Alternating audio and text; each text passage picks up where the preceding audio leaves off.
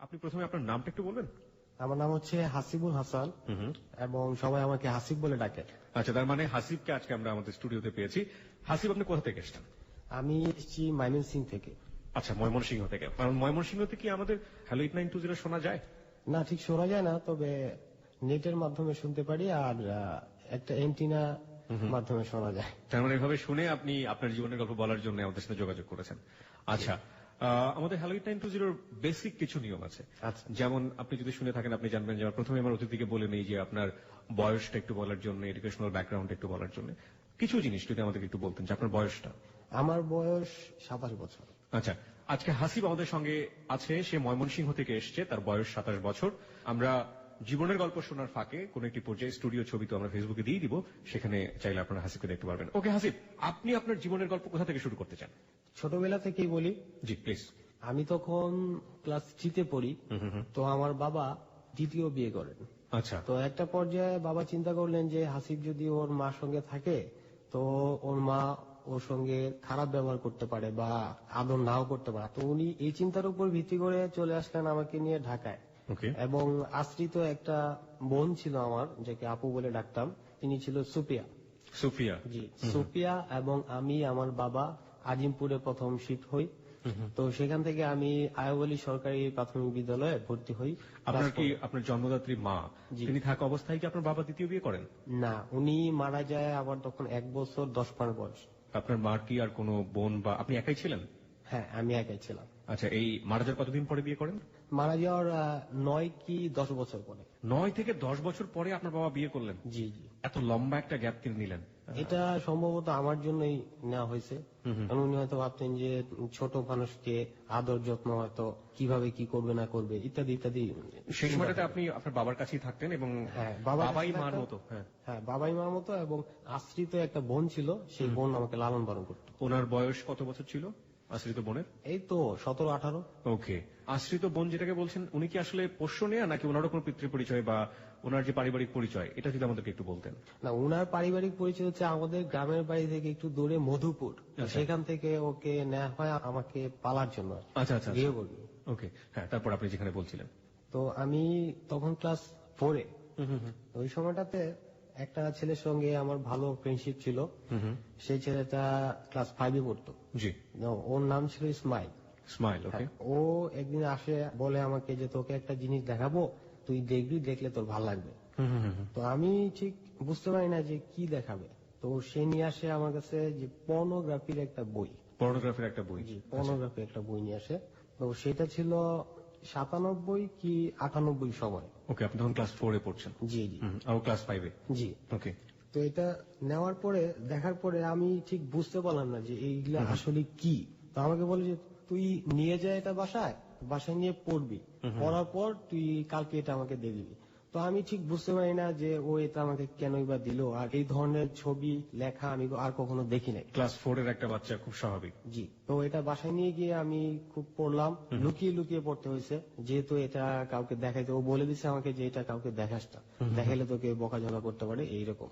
পরের দিন ওর সঙ্গে যখন দেখা হয় তো এটা আমি ফেরত দিয়ে দিই, যে এটা তো আমি পুরো তো বুঝি না, কি সব উল্টাপাল্টা লেখছে, এরকম আর আগে কখনো দেখা হয় নাই। তারপর বলে যে আস্তে আস্তে বুঝবি, তুই বোঝার চেষ্টা কর, তাহলে বুঝতে পারবি। তো সে একটা পর্যায়ে আমাকে বলে যে তোকে আরেকটা জিনিস দেখাবো, তুই যদি এটা করিস তাহলে তোর খুব মজা হবে। মজা যেহেতু হবে সেই জন্য আমি একটু আগ্রহী হই যে জিনিসটা কি, যে মজা হবে। তো তারপর সে আমাকে যেটাকে বলে, তো সেটা সে দেখায় যে এভাবে এভাবে তুই করবি তাহলে তোর ভালো লাগবে। তো আমি ঠিক এরকম একটা অদ্ভুত বিষয়। প্রিয় শ্রোতা, আমরা এখানে একটু বিশেষ একটা শব্দ ব্যবহার করেছি, কারণ এই গল্পটা আমরা প্রচার করছি, বিভিন্ন ধরনের শ্রোতা এখানে শুনছেন। একটু বলতে চাই, আপনাদেরকে কিছু জিনিস বুঝে নিতে হবে এখানে, এবং আমরা বিশ্বাস করি যে প্রত্যেকেরই জীবনেই কোনো না কোনো ভাবে এই সময়টি এসছে এবং প্রত্যেকেই কোনো না কোনো ভাবে এই বয়সটা পার করে এসছেন। আমরা যে গল্পটা আজকে এখানে প্রচার করছি সেটা জীবনের গল্প, এবং জীবনে বিভিন্ন ধরনের ঘটনা ঘটে থাকে, কিন্তু কোনো কোনো ঘটনা আমাদের সোসাইটিকে শেখায়, আমাদের পরিবারকে শেখায়। তেমনি একটা ঘটনা আজকে আমরা এখানে প্রচার করছি, এবং সেই জীবনের গল্প বলতে এসেছেন হাসিব। ও আমরা কিছু শব্দ এখানে মিউট ব্যবহার করছি বা অন্য ধরনের শব্দ ব্যবহার করছি, সেটা আসলে গল্পের প্রয়োজনের খাতিরেই, কারণ আমাদের এখানে বিভিন্ন ধরনের শ্রোতা আছেন। আশা করছি যারা বোঝার তারা এটা বুঝে নেবেন। ওকে, হ্যাঁ, তারপর আপনি যেটা বলছিলেন। তারপর আমি এটা করি, করার পরে দেখা গেল যে আমার ভিতরে একটা অন্যরকম অনুভূতি হয়, ভালো লাগে। তো ভালো লাগার পরে আমি ওকে গিয়ে বলি যে আমি তো এরকম এরকম তোর মতো তুই যেভাবে দেখা দিছিস আমি তো করছি, আমার তো ভালো লাগছে। তো তারপরে বললাম যে এটা তো আমি আর কাউকে দেখি নাই, তো এটা তুই কিভাবে কি কার কাছ থেকে পাইছিস? কয়, "না, আমি পাইছি, আমার ভাইয়াকে দেখছি এরকম করতে। তো এই বইটা তুই কই পাইছিস?" আমার বললো যে এই বইটা আমি পাইছি আমার বাসায়, আমার ভাইয়ার বেডের নিচে বইটা পাইছি। তো ওইখান থেকে সে ওইটা নিয়ে আর ওইটা ফেরত দেয় নাই, ওইখানে রাখে নাই, ওইটা সে নিজের কাছে রেখে দিচ্ছে এবং মানুষকে সে দেখাইছে, যেমন আমাকে দেখালো। তো তারপর ক্লাস 5 পাস করলাম।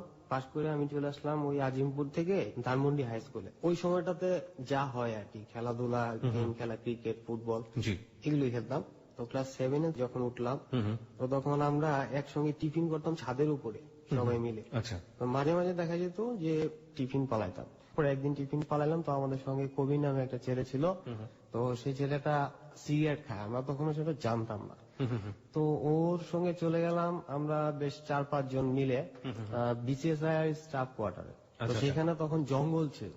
একদিন কোভিড দেখাই দিল যে সিগারেট খাবি, তো বললো ওইখানে যাওয়ার পরে আমি বললাম যে সিগারেট তো একবার টেস্ট করা যায়, আসলে স্বাদটা কি হতে পারে। তখন আপনি ক্লাস 4 পড়েন? না না, এইটুকু। তখন আপনি ক্লাস 8 পড়েন। ওকে।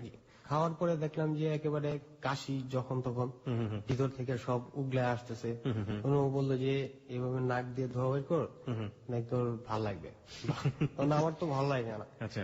এরকম একদিন 2 দিন গেল। তো তারপর আমি চিন্তা করলাম যে ওরা খাইতে থাক, কারণ আমি তো এটা জিনিসটা সহ্য করতে পারি না। আমি কেন খাবো, যেটা সহ্য করতে পারলে আমি খাইতাম। জি। তো তারপর আস্তে আস্তে দেখা যায় যে বেশ চলতেছে। আর ইত্যবসরে আমার যেই নেশাটা, যেটা সেই নেশাটা আমার থাকে, ওই যে ক্লাস 4 থেকে আরম্ভ হয়েছে, তো সেটা একেবারে ক্লাস 8-9 কন্টিনিউয়াসলি আপনি করে যাচ্ছেন। কন্টিনিউয়াসলি করে আপনি একটু বলেন তো এটা আপনি কি পরিমাণ করতেন দিনে? আপনি কত? এর মধ্যে একটা ঘটনা ঘটে যে আরিফ নামে একটা ছেলে ছিল, সে তখন আমাদের ওখানে ভিসিআরটা চলতো বেশি।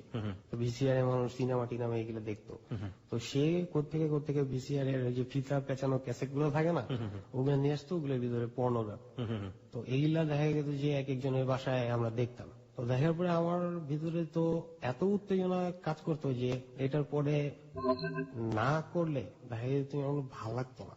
ওকে। এটা করতে হতো। আচ্ছা, কথা হচ্ছে যে এই যে ওই ছেলেটা আপনাকে বলে দিল ক্লাস 4 আপনি এটা প্রথম জানলেন, জানার পরে আপনি এটা শুরু করলেন, শিখলেন, তারপরে কি মাথার মধ্যে সবসময় এটা ঘুরতে থাকতো যে? না, তাহলে সব সময় ঘুরতে থাকতো না। যখন ওই পর্নো ফিল্ম দেখতাম কিংবা বই পড়তাম, তখন আর কি মাথার মধ্যে কাজ করতো। আচ্ছা, আপনি এমনিতে দিনে কতবার করতেন এটা?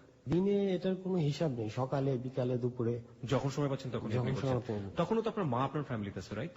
জি না, আমার মা তখন ময়মনসিংহ এ থাকে। আর আপনি ঢাকায় চলে এসেছেন? হ্যাঁ, আমি বাবার সঙ্গে ঢাকায় চলে আসি। ওকে। বাবা অফিসে থাকতেন, আপনি সারাদিন বাসায় একা থাকতেন? হ্যাঁ, আমি স্কুল থেকে বাসায় চলে আসার পরে একাই থাকতাম। আপনার টেক কেয়ার করার মতো কেউ ছিল না ওই সময়তে? ওই যে একজন গভর্নমেন্ট ছিল। হ্যাঁ, ও তো মেয়ে ছিল, রাইট? হ্যাঁ, মেয়ে ছিল। ওর সাথে কিরকম মেলামেশা ছিল আপনার সেই সময়টাতে? ওর সঙ্গে আমার ভালোই মেলামেশা ছিল, কিন্তু এখানে একটা কথা না বললেই নয়, যেটা আমি কিভাবে বলবো সেটা বলা যায়। Be open to us. ওর সঙ্গে আমার বাবার সম্পর্ক ছিল। এটা আপনি জানলেন কবে? এটা আমি জানছি যখন আমি ক্লাস 7 পড়ি। আপনি কিভাবে জানলেন? আমি 2টা রুম ছিল, আমি এক রুমে থাকতাম, বাবা আর ওই গভর্নমেন্ট এক রুমে থাকতো। তো আমি হঠাৎ করে রাত্রে উঠছি, এই সমস্ত জিনিস তো বিষয় তো দেখে আমার একটা অভ্যস্ততা আছে, যে যেহেতু আমি বুঝে গিয়েছেন আগে জিনিসটা আসলে কি। হ্যাঁ, জিনিসটা আসলে কি হতে পারে। তো আমি নগ্ন অবস্থায় দুজনকে দেখি। ওরা কি আপনাকে দেখেছিল? না, এবং ওরা এখন পর্যন্ত জানে না যে আমি এটা দেখছি। আপনার বাবা তো আজকে আপনার গল্পটা শুনে ফেলবেন, শোনার পরে যখন জানবে তখন আপনার প্রতি রিয়াকশনটা তার কি হতে পারে? রিয়াকশনটা আমি ঠিক বলতে পারবো না, যা খুশি তাই হইতে পারে, তবে আমি যেটা সত্য কথা সেটাই বলবো। So you are desperate to open yourself, right? আপনি আপনার সত্যটা আজকে প্রকাশ করতে এখানে এসেছেন। সকল সত্য, আমি নিজের জীবনে আমার লাইফে যা ঘটছে, আমি যা দেখে বড় হয়েছি, এখন বর্তমানে আমি যা দেখতেছি, সবকিছুই আমার বলার ইচ্ছা। আমি প্রথমেই বলে নিয়েছিলাম যে হ্যালো 920 এমন গল্প প্রচার করে যে গল্প থেকে আমরা কিছু না কিছু শিখতে পারি। এখানে যে ছেলেটি এসছে, যে বন্ধুটি এখানে এসছে আমাদের জীবনের গল্প বলার জন্য, হাসিব ময়মনসিংহ থেকে এসছে, খুব কষ্ট করে আমাদের হ্যালো 920 শোনে, অ্যান্টেনার মাধ্যমে শোনার পরে তার উৎসাহ হয়েছে জীবনের গল্প প্রকাশ করার জন্য, এবং সেখানে সে এসে যোগ দিয়েছে। আমি একটু সবাইকে বলতে চাই, আপনারা ওর এতটুকু শুনেই, 10 থেকে 12 মিনিটের গল্প শুনেই আপনারা বুঝে গেছেন যে এমন একজন কিশোর, বলবো আমি, যে কিশোর শুরুতেই জীবনের প্রথম পর্যায়ে বিপদগ্রস্ত। এবং এমন একটি পরিবারে বড় হচ্ছে সে যেখানে মাতৃ ছায়া বলে যে ব্যাপারটা সেটা একেবারেই অ্যাবসেন্স, এবং এমন একটি ফ্রেন্ড সার্কেলের মধ্যে সে বড় হচ্ছে যে ফ্রেন্ড সার্কেলে ভালো কিছুর চাইতে মন্দের ব্যাপারটাই অনেক অনেক বেশি। এই ছেলেটির বয়স এখন 25 এবং কন্টিনিউয়াসলি তার জীবনে কি ঘটে গেছে, সে এখন কোন জায়গাটায় দাঁড়িয়ে আছে, সেটা আমরা আজকে প্রকাশ করছি। হ্যালো 8920 সব সত্যকে ওপেনলি তুলে ধরে এবং সেই সত্যকে গ্রহণ করবার মতো সাহস হ্যালো 8920 শ্রোতাদের রয়েছে, এটা আমরা বিশ্বাস করি। হাসিব, আপনি যেখানে থেমেছিলেন সেই জায়গাটায় আমরা ফিরতে চাই। সিগারেট খাওয়ার প্রসঙ্গে আপনার ফ্রেন্ডের সাথে যেটা ঘটছিল বলেন। তারপর তো ওই সময়টা সিগারেট তো লুকিয়ে খেতে হতো, সবার সামনে খাওয়ার কোনো উপায় নেই। তো আমরা বিভিন্ন জায়গায় গিয়ে খেতাম, ধানমন্ডি, লেক সার্কাস বা যেখানে একটু নির্জন পাওয়া যেত। তো আস্তে আস্তে দেখা গেল যে ক্লাস 9 কি 10-এ ওঠার পর ওদের মধ্যে একটা অন্যরকম ম্যাচুরিটি গ্রো করতেছে। কিন্তু আমি এটা অনেক পরে বুঝতে পারি যে আমার মধ্যে সেই ধরনের একটা ম্যাচুরিটি যেটা স্বভাবতই গ্রো করার কথা, সেটা আমার মধ্যে হচ্ছে না। আপনি এটা কেন ফিল করছেন? আপনি কি একটা ঘটনা বলতে পারবেন যে ঘটনার প্রেক্ষাপটে আপনার মনে হচ্ছে আপনি ম্যাচিউর না, ওদের তুলনায় আপনি ম্যাচিউর? হ্যাঁ, তো দেখা গেল যে আমরা দুষ্টামি করে মারামারি করি না, তো ওই সময় দেখা গেল যে আমি অনেকের সঙ্গে পারতেছি না, কিন্তু অ্যাকচুয়ালি আমার বডিটা যতটা ফিট থাকা প্রয়োজন ততটা ফিট না। কারোর সঙ্গে কোনোভাবে পারছি না, আমার হাত পা দেখা গেল যে নরম হয়ে আসতেছে, হাড়ে ব্যথা হচ্ছে, বিভিন্ন ধরনের আমার সমস্যার সম্মুখীন হচ্ছে আমি। এই থেকে আমি একটা চিন্তা আমার মধ্যে আসে যে আমি তো অন্যদের মতো না, কিন্তু অ্যাকচুয়ালি তখন আমি জানি না যে আমার ভিতরের সমস্যাটা কি, যে আমার যদি বিন্দু মাত্র জ্ঞান থাকতো যে এই বিষয়টার উপরে করলে এই হইতে পারে বা এই হইতে পারে, তাহলে তো আর আমি এই ধরনের কাজে জড়াই না। আমি তখনও জানি না যে আমার ভবিষ্যতে কি হবে। এটা কোন ক্লাসের ঘটনা? ক্লাস 10-এ থাকা অবস্থায়? ক্লাস 10 থাকা অবস্থা। তো এসএসসি পরীক্ষা আস্তে আস্তে চলে আসে। আমার বাবা মাঝে মাঝে আমাকে খুব শাসন করতো, খুবই শাসন। ওই সময়টাতে একদিন আমার জ্যাঠা মারা যায়। তো জ্যাঠা যখন মারা যায় তখন বাবা আমাকে খুঁজতে বের হয়। বাবা ব্যাংকে চাকরি করতো, ব্যাংক থেকে এসে আমাকে খুঁজতে বের হয়, কোথাও পায় না। তো ওই দিন একটার সময় ছিল পরীক্ষা, পরীক্ষা ছিল একটার সময়, আমি চলে গেছি 10টার সময় গেমস খেলতে। তো বাবা তো আইসা আগুন হয়ে গেছে যে কি ব্যাপার, ছেলেটাকে পাওয়া যাচ্ছে না। তো খুঁজা আমাকে বের করে, বের করার পর আমাকে ওই গেমস থেকে জুতা দিয়া মারতে মারতে বাসায় নিয়ে আসে। তো রাস্তায় দেখা গেছে যে কেউ বলতেছে চোর পিটাইতেছে, কেউ বলতেছে যে এইভাবে মারতেছে কেন, মানুষ মানুষকে এক একজন এক এক ধরনের কমেন্টস করতেছে। আমার হ্যাঁ, তখন তো আমি কিশোর, যেমন মনে লাগতেছে যে আমাকে এইভাবে মারতেছে। আমাকে একটু বলেন তো হাসিব, ক্লাস 7-এ আপনি যখন ঘটনাটা জানলেন, আপনার বাবার সাথে ওই গভর্নেন্সের একটা অবৈধ সম্পর্ক আছে, অনৈতিক সম্পর্ক, হ্যাঁ অনৈতিক একটা সম্পর্ক আছে, সেই অনৈতিক সম্পর্ক জানার পরে কি আপনি আপনার বাবাকে কখনো বলেছিলেন বা কোনো ইশারা ইঙ্গিতে বোঝানোর চেষ্টা করেছিলেন, কিংবা ওই গভর্নেন্সকে কখনো বলেছিলেন যে তুমি কেন বাবার সাথে ভাবে জড়াচ্ছ, বা আপনার অ্যাটিটিউডের মধ্যে এমন কোনো ব্যাপার কি ছিল যে আপনি তাদেরকে বোঝাচ্ছেন না তোমাদের এই সম্পর্ক আমি মেনে নিচ্ছি না? সেই ব্যাপারে আমি পরে আসতেছি। ওকে, লেটস গো। তো তারপর এসএসসি পরীক্ষা দিই 2002 সালে।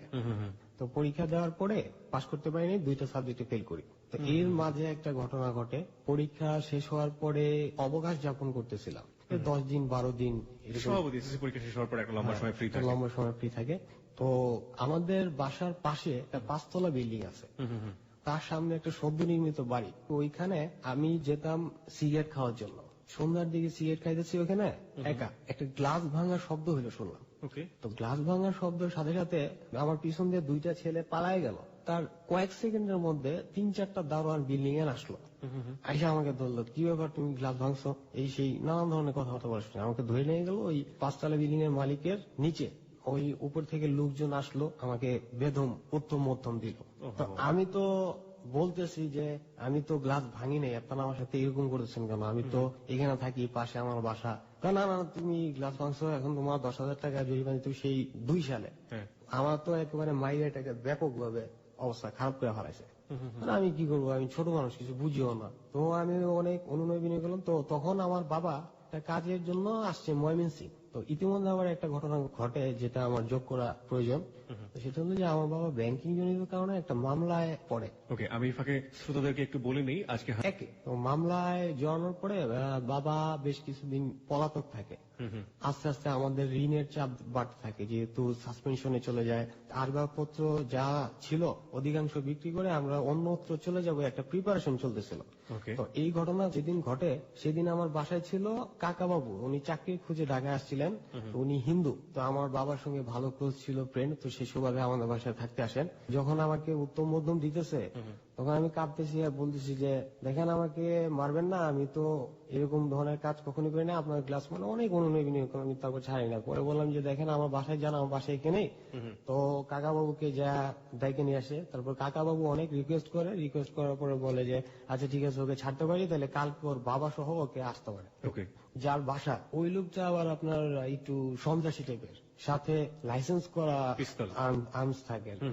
তারপর বাবা আসলো এর পরের দিন আইসা, তারপরে বাবা আমাকে নিয়ে গেল এখানে। তারপর তাদের ওই মানে চাপাই দিতেছে আমাদের উপরে যে না এটা আমি গ্লাসটা ভাঙছি এবং গ্লাসের টাকা দিতে হবে। ওকে। কারণ বাবার তো ঋণের দায়ে অনেকটা দুর্বল, তো এখন ওনার কাছে তো টাকা বর্তমানে দেওয়াটাও টাফ। জি। তারপরে আমাকে ওই দিনই বিকাল বেলা করে কি ময়মনসিং পাঠাই দিল। ময়মনসিং যাওয়ার পরে আমার ময়মনসিং শহরটাকে খুব ভালো লাগে, প্রাকৃতিক শোভামণ্ডিত ছিল, তো মেঠো পথ, গাছপালা, অনেক প্রাকৃতিক সৌন্দর্য। তো এটা আমার কাছে খুব ভালো লাগে। আমি তো যখন ফেল করে ফেলছি, এখন তো আমার ক্লাস টাস না করলেও চলবে, আমি জি। পরীক্ষা দিব দুই একটা সাবজেক্ট। কত সালের কথা এটা?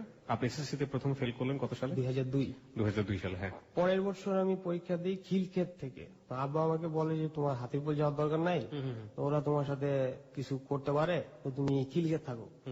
জামতলা নামে একটা জায়গা ছিল খিলক্ষেত, তো ওইখানে একটা রুম ভাড়া করে। আর ইত্যা বছরে যে আমাদের সার্ভেন্ট যে ছিল ওই মেয়েটা চলে যায়, তো আমি ওখানে একাই থাকি 2002 এর মার্চ থেকে 2003 এসএসসি পরীক্ষা পর্যন্ত ওখানে থাকি। ওকে। ওখানে থেকে পরীক্ষা দিলাম, পাস করলাম। পাস টাস করার পরে আমি আব্বারে বললাম যে আমি ঢাকা শহরে থাকবো না। কেন? ঢাকা শহর আমার ভালো লাগে না, ওই যে গ্রামের পরিবেশে আচ্ছা ঠিক আছে। গেলাম, অনেকটা সৌন্দর্য, প্রাকৃতিক সৌন্দর্য আমার খুব ভালো লাগে।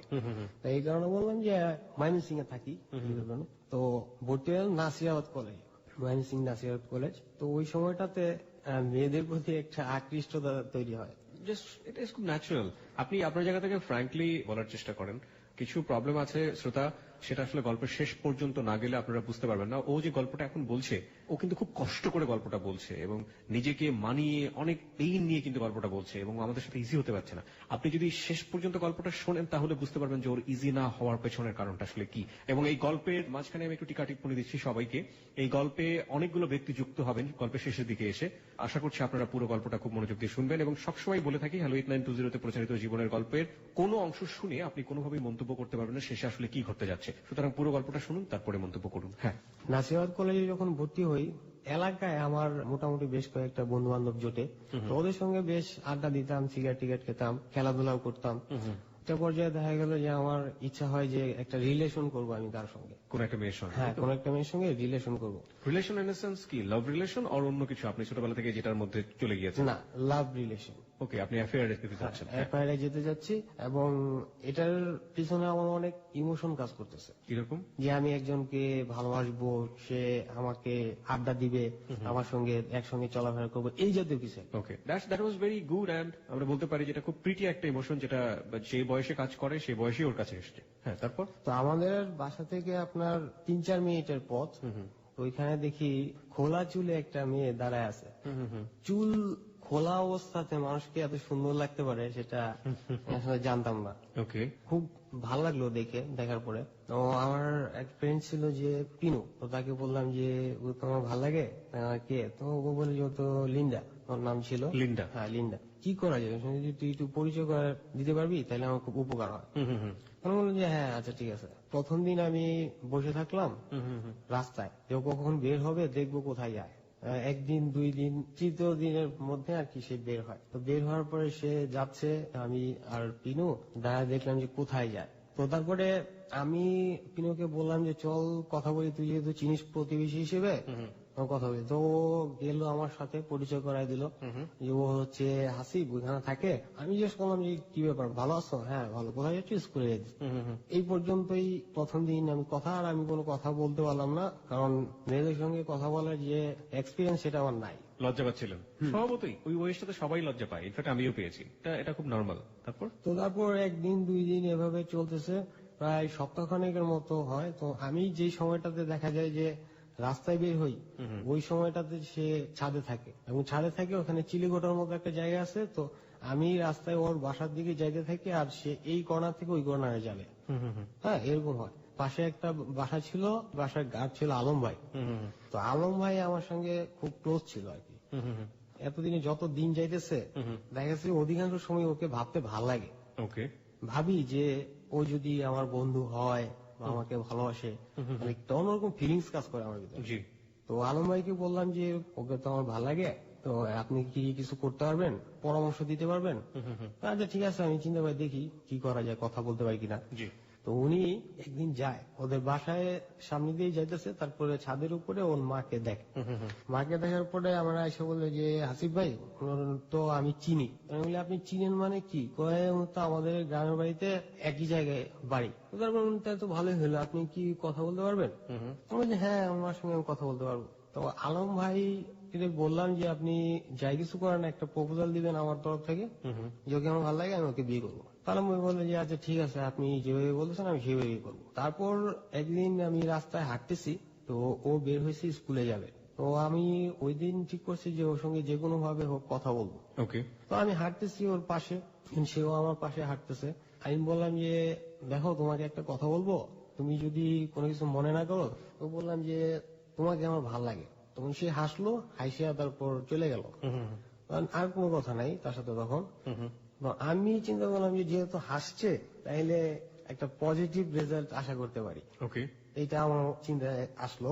আর দেখলাম যে যখন ছাদের উপরে আসে ঠিক একই সময়ে, ঠিক আছে, আর শুধু আমি ফলো করি না, সেও ফলো করে। তো সমস্ত কিছু কল্পনার মধ্যেই আর কি থাকে।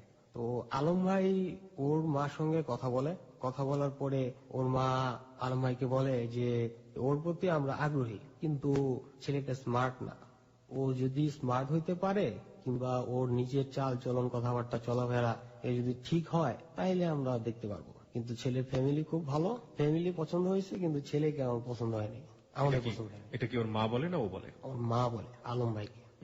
তো তারপর এটা আলম ভাই আমাকে এসে বলে। তো আমি ঠিক বুঝতে পারি না যে ওই দিনকার পর থেকে, যেদিন আলম ভাইকে এই কথাটা বলছে, ওই দিনকার পর থেকে আলম ভাইয়ের আচরণ আমার প্রতি কিরকম যেন একটা চেঞ্জ হয়ে গেল। তো আমি ভাবলাম যে আলম ভাই হয়তো আমাকে বলতে চায় না, এমন কিছু একটা আমার সম্পর্কে বলছে ওই বাসা থেকে। তো না বলে না বললো, তো সেটা আলম ভাইয়ের ব্যাপার। আমি পরবর্তীতে জানতে পারি যে ওর যে কেচে গেটের ভিতরে ওর মা দাঁড়ায় থাকতো এবং দেখতো যে ওকে আমি ফলো করতেছি কিংবা ওর সঙ্গে কথা বলতেছি, হাঁটতেছি। ওকে, মানে ওই মেয়েটার সাথে? হ্যাঁ, এই ব্যাপারটা দেখার পরে ওর মা আমার সম্পর্কে খোঁজ খবর করে, এলাকায় বিভিন্ন মহিলাদের কাছে বলে যে এই ছেলেটা আমার মেয়েকে ডিস্টার্ব করে, এই ধরনের কথাবার্তা বলে। তো তারপরে আমি ওই যে আমার যে জুনিয়র ফ্রেন্ডরা ছিল, যারা ছোট ভাই, ওদের কাছ থেকে জানতে পারি যে ওদের বাসায় এদের বাসায় এই ঘটনা ঘটছে আমাকে নিয়ে বলে। আমি তখন এলাকার টপ নিউজ, যে মফস্বল কিংবা গ্রামেগঞ্জে একটা ছেলে একটা মেয়েকে যদি কথা বলতে দেখে, তাহলে কিছু একটা ভাবতো। এখন যেরকম ক্লোজলি আমরা চলাফেরা করতে পারি, তখন সেই ধরনের পরিস্থিতিটা ছিল না। ঠিক। ওর সঙ্গে যে আমার রিলেশন হয়ে গেছে, আমি সেই ধরনের কোনো কিছু বলতেছি না, কিন্তু আমি দেখতাম, আমার ভালো লাগতো, দেখতাম, সেই কারণে যাইতাম কোথাও, যেহেতু তাকে আমার ভালো লাগতো। ও কি আপনাকে কোনো ওয়ার্ড দিয়েছিল যে হ্যাঁ ও আপনাকে পছন্দ করে, এরকম কিছু কি বলেছে? না, এই জাতীয় ও মিশতো ফ্র্যাঙ্কলি, কিন্তু বলতো না। ওকে। তো আমি মনে করলাম, একটা পর্যায়ে মনে আসতে থাকলো যে আমাকে হয়তো পাতা টাতা দেয় না, এরকম হবে হয়তো। আমি চিন্তা করলাম যে ওকে আমি একটা লেটার ড্রপ করবো, তো সেটা যেভাবে হোক, যাই কিছু ঘটে, এটা আমার মনের একটা ইচ্ছা। তো দেখা গেল যে ওই বিকাল সময় ছাদে আসলো, ছাদে আসার পরে এই কর্নার থেকে ওইখানে গেল, আমি ওর বাসা থেকে যেতে থাকলাম, তো একটা লেটার ড্রপ করলাম। আমি চলে আসি, কিন্তু ওই যে ভিতরে চলে গেছে সেটা আমি জানি না। লেটারটা ওর বাবার হাতে পড়ে। ওর বাবা ওই দিনই ওকে যায় একটা চড় মারে, এরা বলে যে কতদিন যাবত ওর সঙ্গে তোমার সম্পর্ক। এটা বলার পরে ও বলে যে না, কিন্তু আমি চিনি না ওনাকে, আমি ঠিক বলতে পারি না। ওকে। তো এরপরে ওই ছাদের উপরে ও ফুলের বাগান করতো এবং দেখতে খুব সুন্দর লাগতো, ওই ফুলের বাগানের পরিচর্যা সে করতো আর কি। তো এরপরে থেকে ওদের বাসার ওইখানে ফুলের বাগান করা বন্ধ হয়ে যায়, ছাদে ওঠা নিষেধ করে দেয়। তো আমি এই সমস্ত কথাগুলা আলম ভাইয়ের কাছে শুনছি পরবর্তীতে। তো আস্তে আস্তে আমি যখন দেখলাম যে ওর দিক থেকে কোনো আমি সাড়া পাইতেছি না, তো তখন আমি ওকে আস্তে আস্তে ভুলে যেতে আরম্ভ করলাম। যে আপনার জীবনে প্রথম বলতে পারি আমরা যে প্রথম কোন একটা মেয়ের প্রতি আপনার ইমোশন। তো তারপরে আমার ছোট ছিল, তো ছোটর ফ্রেন্ড হচ্ছে কণা, আর মাজারুল হচ্ছে আমার এলাকার ফ্রেন্ড। তো ওই পর্যায়ে ছোট মানে বুঝলাম না। ছোট মানে ছোট বোন। আপনার ছোট বোন? ছোট বোন মানে কোথা থেকে আসলো? আপনার সেকেন্ড যে মা, তার একটাই মাত্র মেয়ে ছিল? জি জি। ওকে, ওকে আমি ছোট বলি আর কি। ছোট বলে ডাকেন? ওকে, ছোট বলে ডাকি। হ্যাঁ। ওর সাথে আপনার বয়সের ডিফারেন্স কত? 7 বছরের মতো। ওকে, হ্যাঁ। তারপর? তো ছোটর ফ্রেন্ড হচ্ছে কণা, কিন্তু কণা ছোটর ফ্রেন্ড হইলেও কণার বয়সটা একটু বেশি, ও একটু লেটে স্কুলে ভর্তি হয়। তো মাজুলের সাথে কণার বেশ রিলেশন ছিল।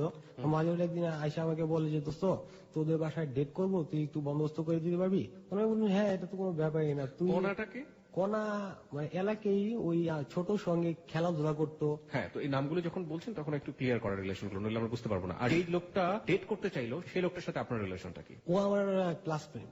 আপনার ফ্রেন্ড। তো এখানে ছোট প্রসঙ্গটা কেন আসলো? হ্যাঁ, ছোট প্রসঙ্গ, সেই প্রসঙ্গে আমি আসতেছি। জি বলেন। ও বললো যে ডেট করবে, তো আমাকে বন্দোবস্ত করে দিতে বলবো। তো আমি বললাম যে আচ্ছা ঠিক আছে, এটা কোনো ব্যাপারই না, তুই আমার কাছে আসবি আর ছোটর কাছে আসবে কণা, যেহেতু ওরা একসাথে খেলাধুলা করে, তো সেই সুবাদে। তো ও বললো যে তাই তো ভালোই হবে। তখন আমি বললাম যে আমাকে খাওয়াইতে হবে। আমি বললাম, আচ্ছা ঠিক আছে, তোকে খাওয়াবো। এইভাবে বন্দোবস্ত করে দিয়ে আমাদের ছাদে ডেট করার।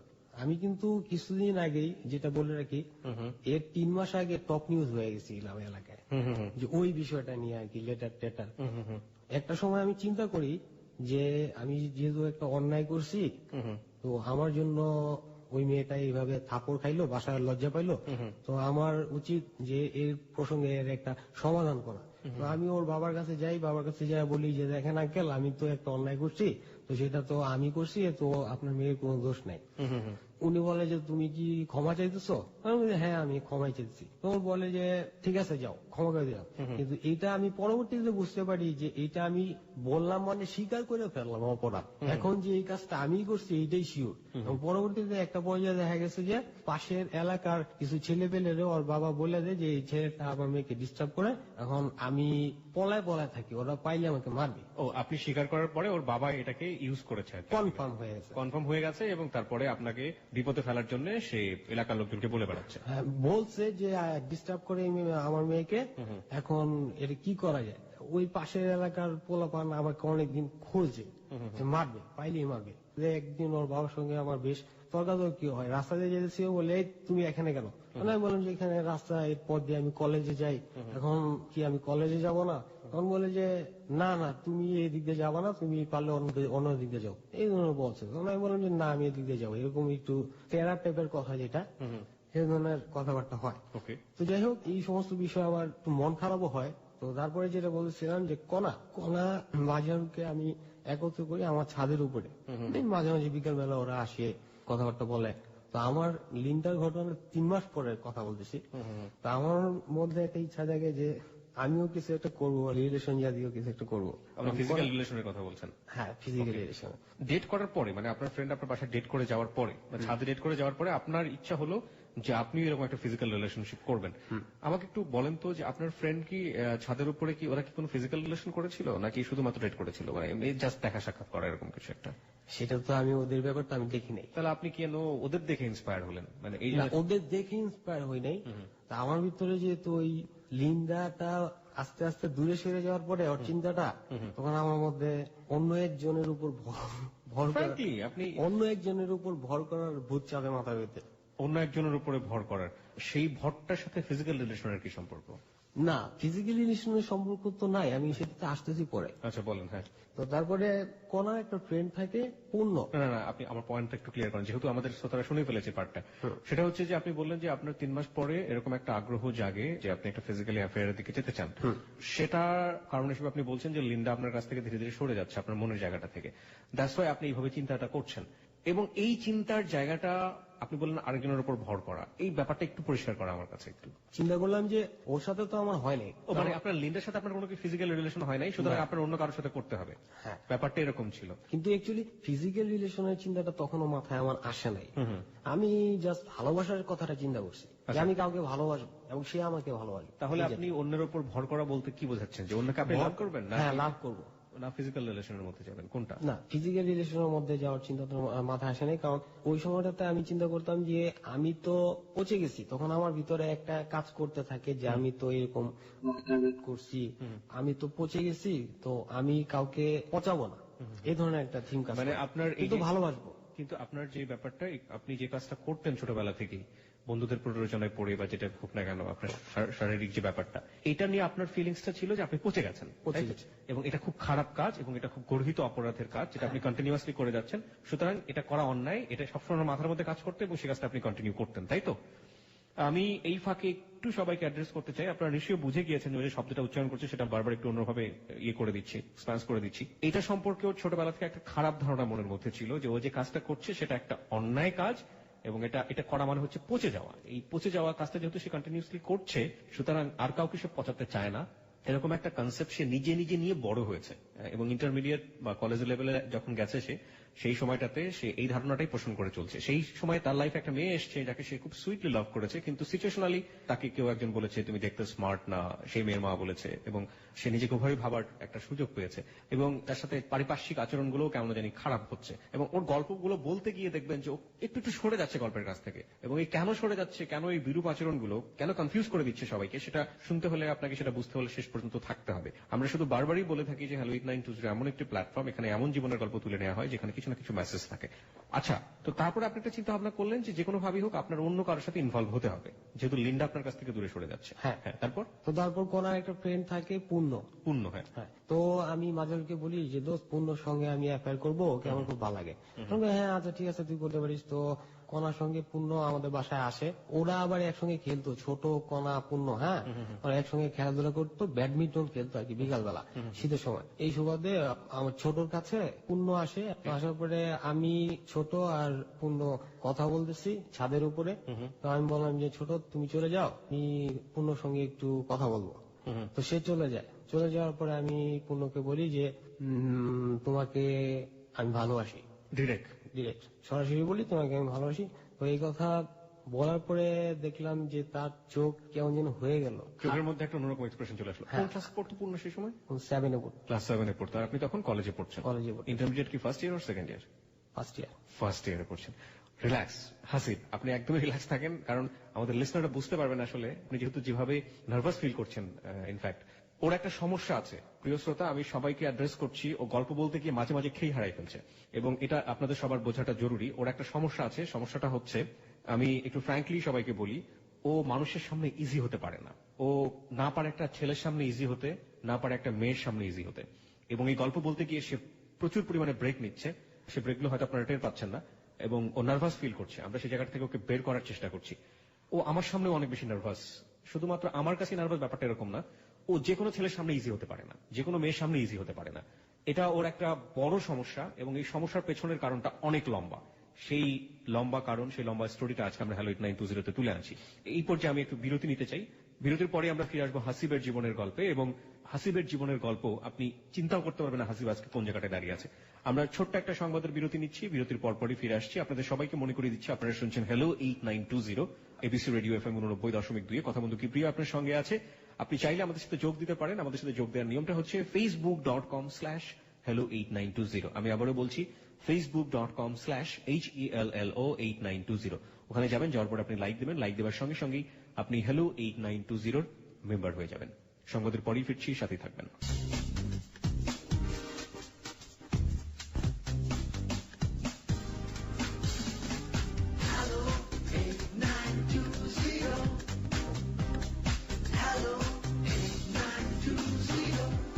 প্রিয় শ্রোতা, সংবাদের বিরতির পর আরো একবার স্বাগত হ্যালো 8920 তে। আর জি কিবরিয়া আপনার সঙ্গে আছে, আর আপনারা শুনছেন এবিসি রেডিও FM 89.2। আজকে হ্যালো 8920 তে হাসিব তার জীবনের গল্প বলছে। হাসিবের ছবি দেখতে যাচ্ছেন অনেকে, আমাদের স্টুডিও পিকচার যেটা হয়, আমরা গল্পের কোন একটি ফাঁকে সেটা দিয়ে দিব, এবং এই ফাঁকে আপনাকে আরো একবার মনে করিয়ে দিচ্ছি আপনি হ্যালো 8920 তে এসে আপনার জীবনের গল্প বলতে পারেন। এটা এমন একটি প্ল্যাটফর্ম যেখানে এসে মানুষ তার জীবনের গল্প বলে যায়, এবং আমরা সবসময় জীবনের গল্প নির্বাচন করবার ক্ষেত্রে একটা জিনিস আমাদের মাথায় থাকে, জীবনের গল্প যে কোনো অ্যাঙ্গেল থেকে হতে পারে, but there should be a message, এবং এই মেসেজটি সবার জন্যই, এবং আজকের গল্পেও সেরকম রয়েছে। আপনি শেষ পর্যন্ত শুনলে হয়তো বুঝতে পারবেন যে আসলে কোন অ্যাঙ্গেল থেকে আমরা আজকের গল্পটা প্রচার করছি। হ্যালো 8920 তে আসার নিয়ম দুটো। একটা হচ্ছে ফেসবুক পদ্ধতিটা সবসময় আমরা অনুসরণ করে থাকি, এবং যারা হ্যালো 8920 শোনেন, যারা এখন পর্যন্ত ফেসবুকে মেম্বার হননি আমাদের, তাদের সবাইকে আমরা ইন্সপায়ার করি হ্যালো 8920 মেম্বার হয়ে যাওয়ার জন্য। আমাদের ফেসবুকের ঠিকানা হচ্ছে facebook.com/HELLO8920। আমি আবারও বলছি facebook.com/hello8920। ওখানে যাবেন, যাওয়ার পরে লাইক দিলে আপনি হ্যালো 8920 মেম্বার হয়ে যাবেন, এবং ওখানে হাসিবকে নিয়ে একটি রেডিও স্ট্যাটাস দেওয়া আছে, আপনি চাইলে ওখানে কমেন্টস করতে পারেন। হাসিবকে যদি কোনো প্রশ্ন করার থাকে প্রশ্ন করতে পারেন। একই সাথে আমি ধন্যবাদ জানাতে চাই চিটাগং এবং কক্সবাজারের লিসনারদেরকে, আমাদের প্রিয় শ্রোতাদেরকে এবিসি পরিবারের সাথে যুক্ত হওয়ার জন্য। এবং আপনারা জেনে খুশি হবেন যে চিটাগং এবং কক্সবাজারে আমাদের এবিসি রেডিওর পরীক্ষামূলক সম্প্রচার চলছে, এবং এই বিশাল কমিউনিটিকে আমরা হ্যালো 8920 তে পেয়েছি আজকে। সেই জন্য তাদেরকে আন্তরিকভাবে ধন্যবাদ জানাতে চাই, সাধুবাদ জানাতে চাই আমাদের সাথে যুক্ত হওয়ার জন্য। চিটাগং কিংবা কক্সবাজার থেকে কেউ যদি আসেন আমাদের এখানে হ্যালো 8920 তে তাদের জীবনের গল্প বলার জন্য, সেক্ষেত্রে তারা অবশ্যই মোস্ট ওয়েলকাম। ওকে, আরেকটি পদ্ধতি হলো ফোন করেও আপনি আপনার জীবনের গল্প এখানে বলতে চাইতে পারেন। আমাদের ফোন নাম্বারটি হচ্ছে 9113 5668। আমি আবারও বলছি 91156668। ফোন করবেন, ফোন করার পরে ফোনের নির্দেশনা অনুযায়ী আপনি আপনার কলটি এখানে বলবেন এবং এটা এখানে স্বয়ংক্রিয়ভাবে রেকর্ড করা হয়। আচ্ছা, আমরা চলে যাচ্ছি হাসিবের গল্পে। হাসিব, আমরা যেখানটাতে ছিলাম যে পূর্ণকে আপনি সরাসরি বললেন যে আপনি তাকে লাভ করেন, মানে আপনি ভালোবাসেন। হ্যাঁ, তারপরে তার চোখের এক্সপ্রেশনটা চেঞ্জ হয়ে গেল, আপনি যেটা বলছিলেন। হ্যাঁ, তারপর ওর চোখ দুইটা দেখলাম যে আবেগে লাল হয়ে গেল, কারণ চোখগুলা ছোট হয়ে যাচ্ছে এবং চোখের বর্ণ লাল। নরমালি মানুষের যে চোখটা থাকে সাদা, ওর চোখে কেমন যেন লাগলো আমার কাছে, যে দেখলাম রক্ত এসে গেল। আচ্ছা আচ্ছা। তো তারপর আমি ওর হাতটা ধরলাম, তো ধরার পর সেটা এক অসাধারণ অনুভূতি বলা যায়। ওকে, অসাধারণ অনুভূতি। প্রথম কোন মেয়ের হাত ধরা, কারো হাত ধরলে যে এরকম লাগতে পারে সেটা আমার জানা ছিল না। তো তারপর এক কর্নার থেকে আরেক কর্নারে গেলাম ছাদে। তো তারপরে বললাম যে তুমি কি কালকে বেরোবা? তখন ও বললো যে ঠিক নাই। তো বললাম যে আচ্ছা ঠিক আছে, যাও তাই। তখন চলে গেল। চলে যাওয়ার পরে এর ফাঁকে যে কণা যে ছিল, এর 2-1 দিন পরে সে পূর্ণকে ইন্সপায়ার করে যে হাসিব ভাই তোকে এই বলছে, তুই এক কাজ কর, উনার তো বয়স বেশি, এই সেই, তুই স্কুলে পড়িস, ইন্টার পরে, এই ইত্যাদি ইত্যাদি অনেক কিছু বুঝানোর পরে বলে যে তুই তো না, আমাকে বলে দে, মজা হবে। তো পূর্ণ আবার এমন একটা মেয়ে, ওকে যদি কেউ বুঝাইতে পারে যে এটা মজা হবে, তাহলে সে সেটা করবে। তো পূর্ণ একটা পর্যায়ে দেখে যে 2-3 দিন পরে এটা বাসায় বলে দেয়, ওর মাকে বলে দেয়। ওর মাকে বলে যে হাসিব ভাই আমাকে এই কথা বলছে। তো ওর মা আমাকে ডাইকে পাঠায়। তো ডাইকে পাঠানো বলে যে কি ব্যাপার হাসিব, তুমি সঙ্গে এগুলা মেয়েদের সঙ্গে কি বলো? হ্যাঁ, তখন আমি বললাম যে না আন্টি, আমি তো বলছি ওকে ভালোবাসি, ছোট ফ্রেন্ড, আমি তো বোনের মতো দেখি ওকে, ভালোবাসতেই পারি, স্বাভাবিক। তারপরে আন্টি ক্রিজি হয় যে দেখো তুমি বাচ্চা বাচ্চা মেয়েদের সাথে এরকম ধরনের করবো না। না, আমি তো এরকম বোনের মতো ভালোবাসতে পারি, আমি ওনাকে একটা বুঝাই। বুঝানোর পরে উনিও সেটা মানেন। তো এর মাঝখানে যে ছোট ওদের সঙ্গে ব্যাডমিন্টন খেলতে কয়েকদিন গ্যাপ যায় না। না যাওয়ার পরে যেদিন আমাকে ডাকে পাঠায়, সকালে কথা হয় পূর্ণর মার সঙ্গে, তো বিকালে পাঠায় যে যাও তুমি খেলো গা ওদের সঙ্গে, কোন সমস্যা নাই, আমি তো বলে আসি, দেখা করে এসছি। ও যায়, পূর্ণর আমার সঙ্গে দেখা হয়। পূর্ণর আমা ওকে বলে কি যে তুমি আর এখানে আসবা না, কোনো বাজে মেয়ে ছেলের জায়গা এই এলাকাতে না, এটা ওকে বলে। তো এখন আমার কথা হচ্ছে যে অন্যায় যদি করে থাকি, আপনি শাস্তি পাবেন, আপনার বোন কেন পাবে? আমি তো শাস্তি পাইতে পারি, আমাকে যা খুশি তাই করুক, আমি শাস্তিযোগ্য অপরাধ করে শাস্তি দিবে, কিন্তু আমার বোনের সঙ্গে তো এটা বলাটা ঠিক মানায় না। তো ও কান্না করতে করতে চলে আসে, ও এলাকার কারোর সঙ্গে মিশাই বন্ধ করে দেয়। এই কথা শোনার পরে এলাকার কারোর সঙ্গে মিশাই বন্ধ করে, আর কণা পূর্ণ মাঝারুল্লাহ সম্পূর্ণ দেখলাম যে একেবারে ঐক্যজোট, যেখানেই যায় আমাদের সম্পর্কে বলে বেড়ায়। তো এর কিছুদিন পরে, সপ্তাহখানেক পরে, কণা একটা চিঠি নিয়ে ধরা পড়ে ওর বাসায়। তো ও এটা বলে কি যে চিঠিটা আমি লিখছি, তার কাছে হাসিব ভাই লিখছে। ওর ভাইয়ের সঙ্গে দেখা হয় আমার রাস্তায় দেখানো হয়েছে। ওর ভাই আমাকে বলে যে কি ব্যাপার, তুমি কনার সঙ্গে এগুলা কি লেখছো, চিঠি টিঠি? না, আমি তো লিখি নাই, এটা অন্যজনের চিঠি, আপনি আমার হাতের লেখা মিলে দেখেন যে এটা আমি না। তো উনি বিশ্বাসই করতে চায় না। তারপর অনেক ধরনের কথাবার্তা বলে আমাকে, আমি মানে নেই। যাক, এখন বলতেছে সবাই যদি বলে তাহলে তো আমি এটা করছি। আমি ওনার সঙ্গে কথা হওয়ার পর ওনারা বুঝাইতে পারি না, উনি চলে যায়। তো চলে যাওয়ার পরে আমি আবারও এলাকায় টপ নিউজ হয়ে গেলাম। সেই লিন্ডা থেকে শুরু করে এই পূর্ণ, আবার মাঝারুল, আবার কণা, সবাই শুধু আমার উপরে চাপাই দিচ্ছে দোষ। আপনার ফ্যামিলি থেকে কি যখন এই ধরনের ঘটনাগুলো চাপিয়ে দিচ্ছে একের পর এক, আপনার ফ্যামিলি থেকে আপনার বাবা কিংবা আপনার সৎমা কোন ধরনের কোনো উদ্যোগ কি নিয়েছে আপনার পক্ষে কথা বলার, কিংবা আপনাকে কোন ধরনের উত্তম মাধ্যম দেয়া, পারিবারিকভাবে শাসন করা? না, আমার বাবা বলছে যে আমরা যখন তোমার বয়সে ছিলাম 2-4 জন মেয়ে আমাদের পিছে ঘুরছে, কিন্তু আমরা কাউকে বলিনি, পাত্তা দিইনি, এই কথা বলছে। আপনার বাবা আপনাকে এটা বলেছে? হ্যাঁ, এই কথা বলছে। এটা শোনার পরে আপনার ফিলিংসটা কি ছিল, যে আপনি ভুল করছেন? আপনার অনুভূতিটা কি ছিল? আপনি এটাকে কিভাবে নিয়েছেন, আপনার বাবার এই কথাটাকে?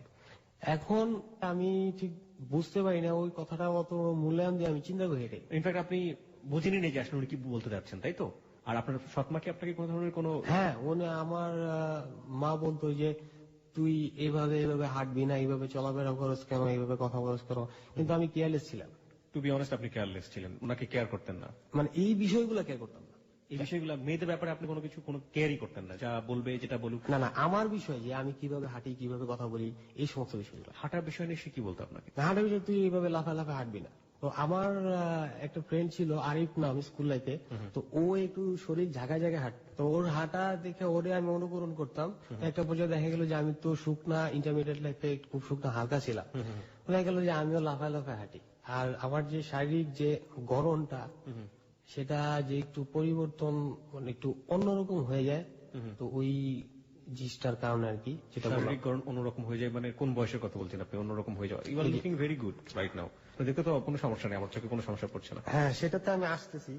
তো যখন আমার শারীরিক গড়নটা চেঞ্জ হয়ে যায়, শারীরিক গড়নের আগে আমি যে জায়গাটায় ছিলাম, গল্পের ওই জায়গাটা যেতে হবে একটু। সেটা হচ্ছে যে সবাই আপনাকে দোষ দিচ্ছে, আপনার পরিবারের আশেপাশে যারা রয়েছেন লিন্ডার ব্যাপারে আপনাকে দোষ দিচ্ছে, পূর্ণর ব্যাপারে আপনাকে দোষ দিচ্ছে, কণার ব্যাপারে আপনাকে দোষ দিচ্ছে, এরকম একটি জায়গায় আপনি ছিলেন। হ্যাঁ, তারপর তো তারপর আমি চিন্তা করি যে আমার নামে যখন এত বদনাম, সবাই আমাকে খারাপ বলে, আমি মেয়েদেরকে ডিস্টার্ব করি, আমি আর এলাকায় থাকবো না, বাসা ছেড়ে চলে যাবো। তখন আমি বাসা ছেড়ে পালাই। কোন ক্লাসে থাকা অবস্থায়? ইন্টারমিডিয়েট পরীক্ষা দিব আর কি। ইন্টারমিডিয়েট পরীক্ষা দিবেন, এই সময় আপনি বাসা ছেড়ে পালালেন? হ্যাঁ, পালাইলাম। পরীক্ষার আছে 1-5 মাস আছে, ফর্ম ফিল আপ করছি। পালাই যা ঢাকায় চলে আসি আবার। তো আমার ইচ্ছা ছিল যে আমি আর বাসায় যাবো না, এখানে যাই হোক, এখান থেকে ঘুরবো ফিরবো আর কোন একটা কাজ টাজ করে আপনি লাইফটা চালাবো। ঢাকায় আপনি এসে কোথায় উঠলেন? ঢাকায় আমি থাকলাম কমলাপুর রেল স্টেশনে। কমলাপুর রেল স্টেশনে উঠলেন? জি। আপনার বাবা জানতো এটা? না, কাউকেই আপনি জানাননি? আপনি পুরো ফ্যামিলি থেকে আপনাকে ডিটাচ করে ফেলছেন? হ্যাঁ, আমি পথে পথে ঘুরতেছি এখান থেকে ওখানে, সেটা এক অন্যরকম অভিজ্ঞতা। মানুষের বলেন, আপনি ধীরে ধীরে বলেন, আমরা শুনি। মানুষের যদি ঘর বাড়ি না থাকে তাহলে মানুষের লাইফটা কি হয়, সেই লাইফটা আমি এক্সপিরিয়েন্স করছি একটি। তখন তৃতীয় দিনের দিন আমি করলাম কি, বাংলা মোটর পার্কে গেলাম। তো তখন বাংলা মোটর পার্কে পোলাপান খেলাধুলা করতো, এখন হয়তো করে না, একটু সিকিউর হয়ে গেছে।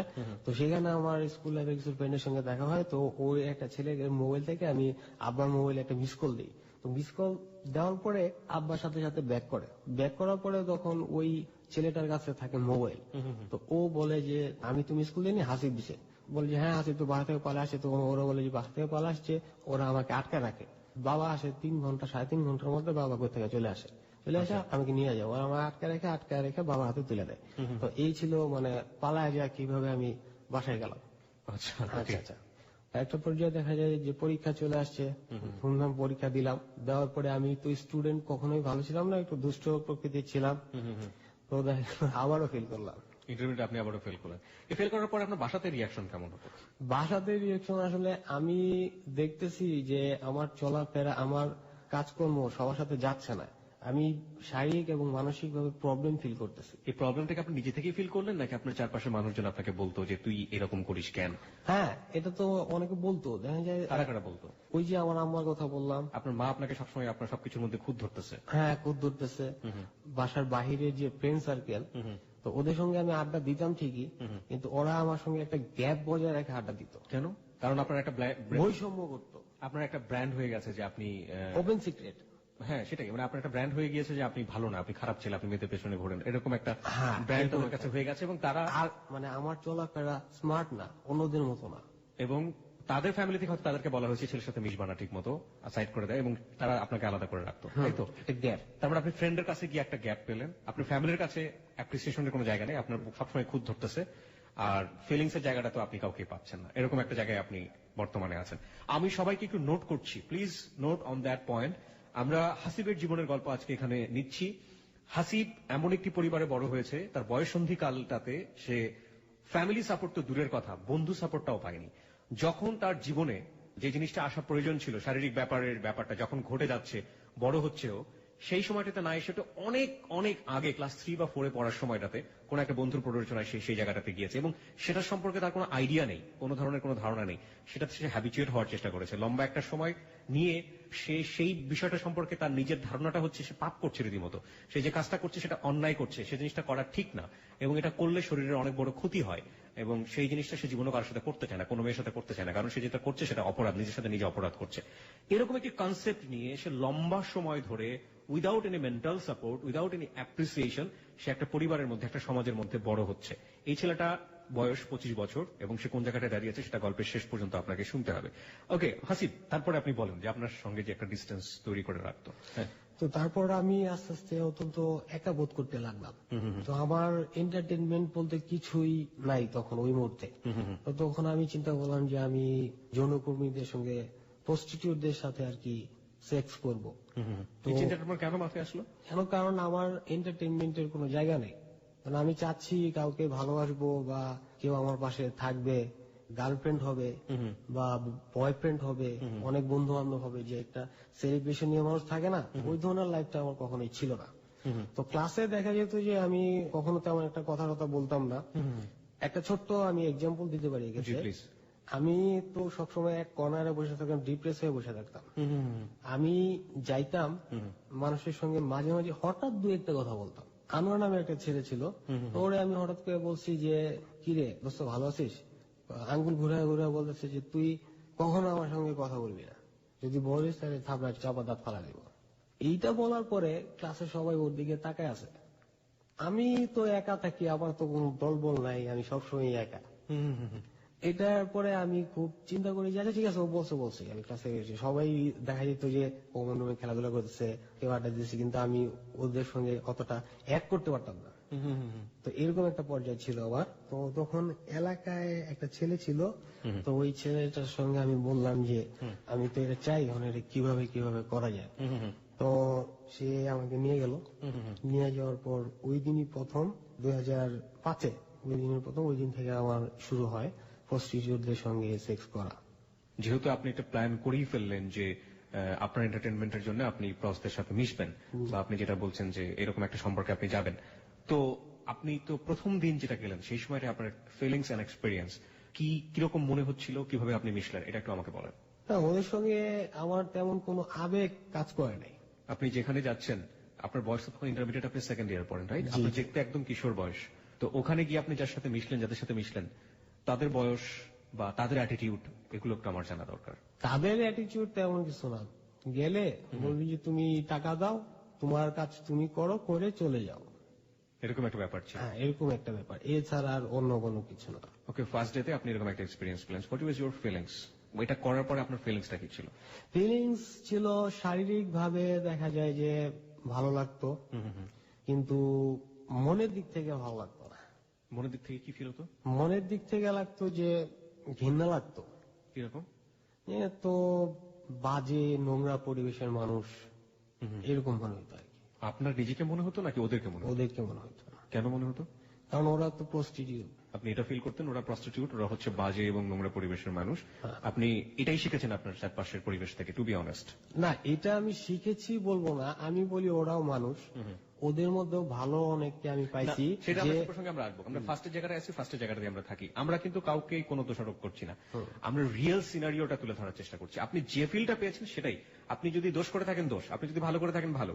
আপনার জায়গা থেকে আপনার প্রমাণ করার কোনো দরকার নেই যে আপনি অতিমাত্রায় ভালো মানুষ কিংবা অতিমাত্রায় খারাপ মানুষ। আপনি যে ফিলটা পেয়েছেন সেটাই। আমি বলতে চাচ্ছি যে আপনি ওটা করার পরে আপনার ভিতরে যেহেতু প্রথম জিনিস আপনি বললেন না যে প্রথম হাত ধরার ব্যাপারটা অসাম ছিল। প্রথম আপনি একটা ফিজিক্যাল রিলেশন করলেন এবং সেটা সাধারণ কোনো রিলেশন ছিল না। আপনি গেলেন এন্টারটেইনিং এর জন্য আপনি ওদের কাছে, এবং ওদের সম্পর্কে আপনার ধারণা ছিল যে ওরা তো বাজে মানুষ, নোংরা মানুষ, এবং সেই জায়গাটা থেকে আপনার একটা খারাপ বোধ আপনার মধ্যে কাজ করতো, তাই তো হাসিব? হ্যাঁ, তারপর তো খারাপ বোধ কাজ করতো। আমি তারপরে আবার এটাও চিন্তা করতাম যে ওরাও তো আমাদের সমাজের মানুষ, তো ওদের মধ্যে থেকেও আমি অনেক ভালো মানুষ পাইছি যে যারা পরিস্থিতির চাপে পড়ে এই লাইফটাতে জড়ায় যায়। সেটা আমরা ক্রোনোলজিক্যালি গল্প বলতে বলতে যাচ্ছি, কিন্তু আমাকে একটু বলেন তো, প্রথম ইন্টারমিডিয়েটে এই বয়স সাধারণত কোনো ছেলেই এতটা সাহস করে না। আপনি এই কাজটা করলেন আপনার পরিস্থিতির চাপে পড়ে, ওটা করে আসার পর আপনার ভয় লাগেনি? না, প্রথমে তো যাওয়ার সময় তো আমি প্রচন্ড ভয় পাইতেছি। আচ্ছা, আমি চিন্তা করতেছি যে যাবো, যাইলে আবার পরে তো ওইখানে তো সব খারাপ লোকেরা যাতায়াত করে, যেমন অনেকে মদ টদ খায়, গাঁজা খায়, হ্যাঁ ওরা যাতায়াত করে, সন্ত্রাসী টাইপের লোকজন। ওইখানে যাবো, ওইখানে গেলে আবার আমার মাইকটা দেয় কিনা, এরকম ধরনের একটা ফিলিংস কাজ করতো। আর আমার সাথে যে ছেলেটা ছিল ওর নাম হলো আবদার। তো ওই আবদার ভাই আমাকে বললো যে আরে কিছু হবে না, চলো তো। উনি আমাকে খুব ফ্রি করে দিল। তো ওনার পায়ে আমি একটু সাহস পাইলাম, তো ওনার মাধ্যমে আর কি আমি গেছি। ওকে, ঢুকলাম এই পথে, তারপর পরিচয় করায় দিল অনেকের সাথে, ওই ভিতরে যে লোকজন থাকে। তো ঢোকার পর দেখলাম সিঁড়ি দিয়ে উপরে যাইতে হবে। তো সিঁড়ি দিয়ে উপরে গেলাম, ওটা আপনার 4 তলায় একটা বোর্ডিং হোটেল যেটাকে বলে। ও একটা লোকের সঙ্গে আলাপ করলো, ম্যানেজার নাকি কাউন্টারে বসে থাকে, ওনাকে আলাপ করলো যে পার্টি নিয়ে আসছি, এখন ও যাবে আপনাদের এখানে। বলে যে আচ্ছা ঠিক আছে যাক। ও সিঁড়ি দিয়ে হোটেলের প্রায় 3 তলায় উঠলাম আমরা, 4 তলা ভবনের। দেখলাম ওইখানে একটা হল রুমে অনেক প্রস্টিটিউট বসে আছে, এই টিভি দেখতেছে। তো আমাকে বললো যে তুমি তোমার যাকে ভালো লাগে তুমি তাকে ডাক দাও, দেখা দাও আমাদের। তখন আমি দেখাই দিই, আর ওদের যে চেহারা ক্যারেক্টার ওদের যে এক্সপ্রেশন অন্যান্য সাধারণ ভালো মেয়েদের মতো না।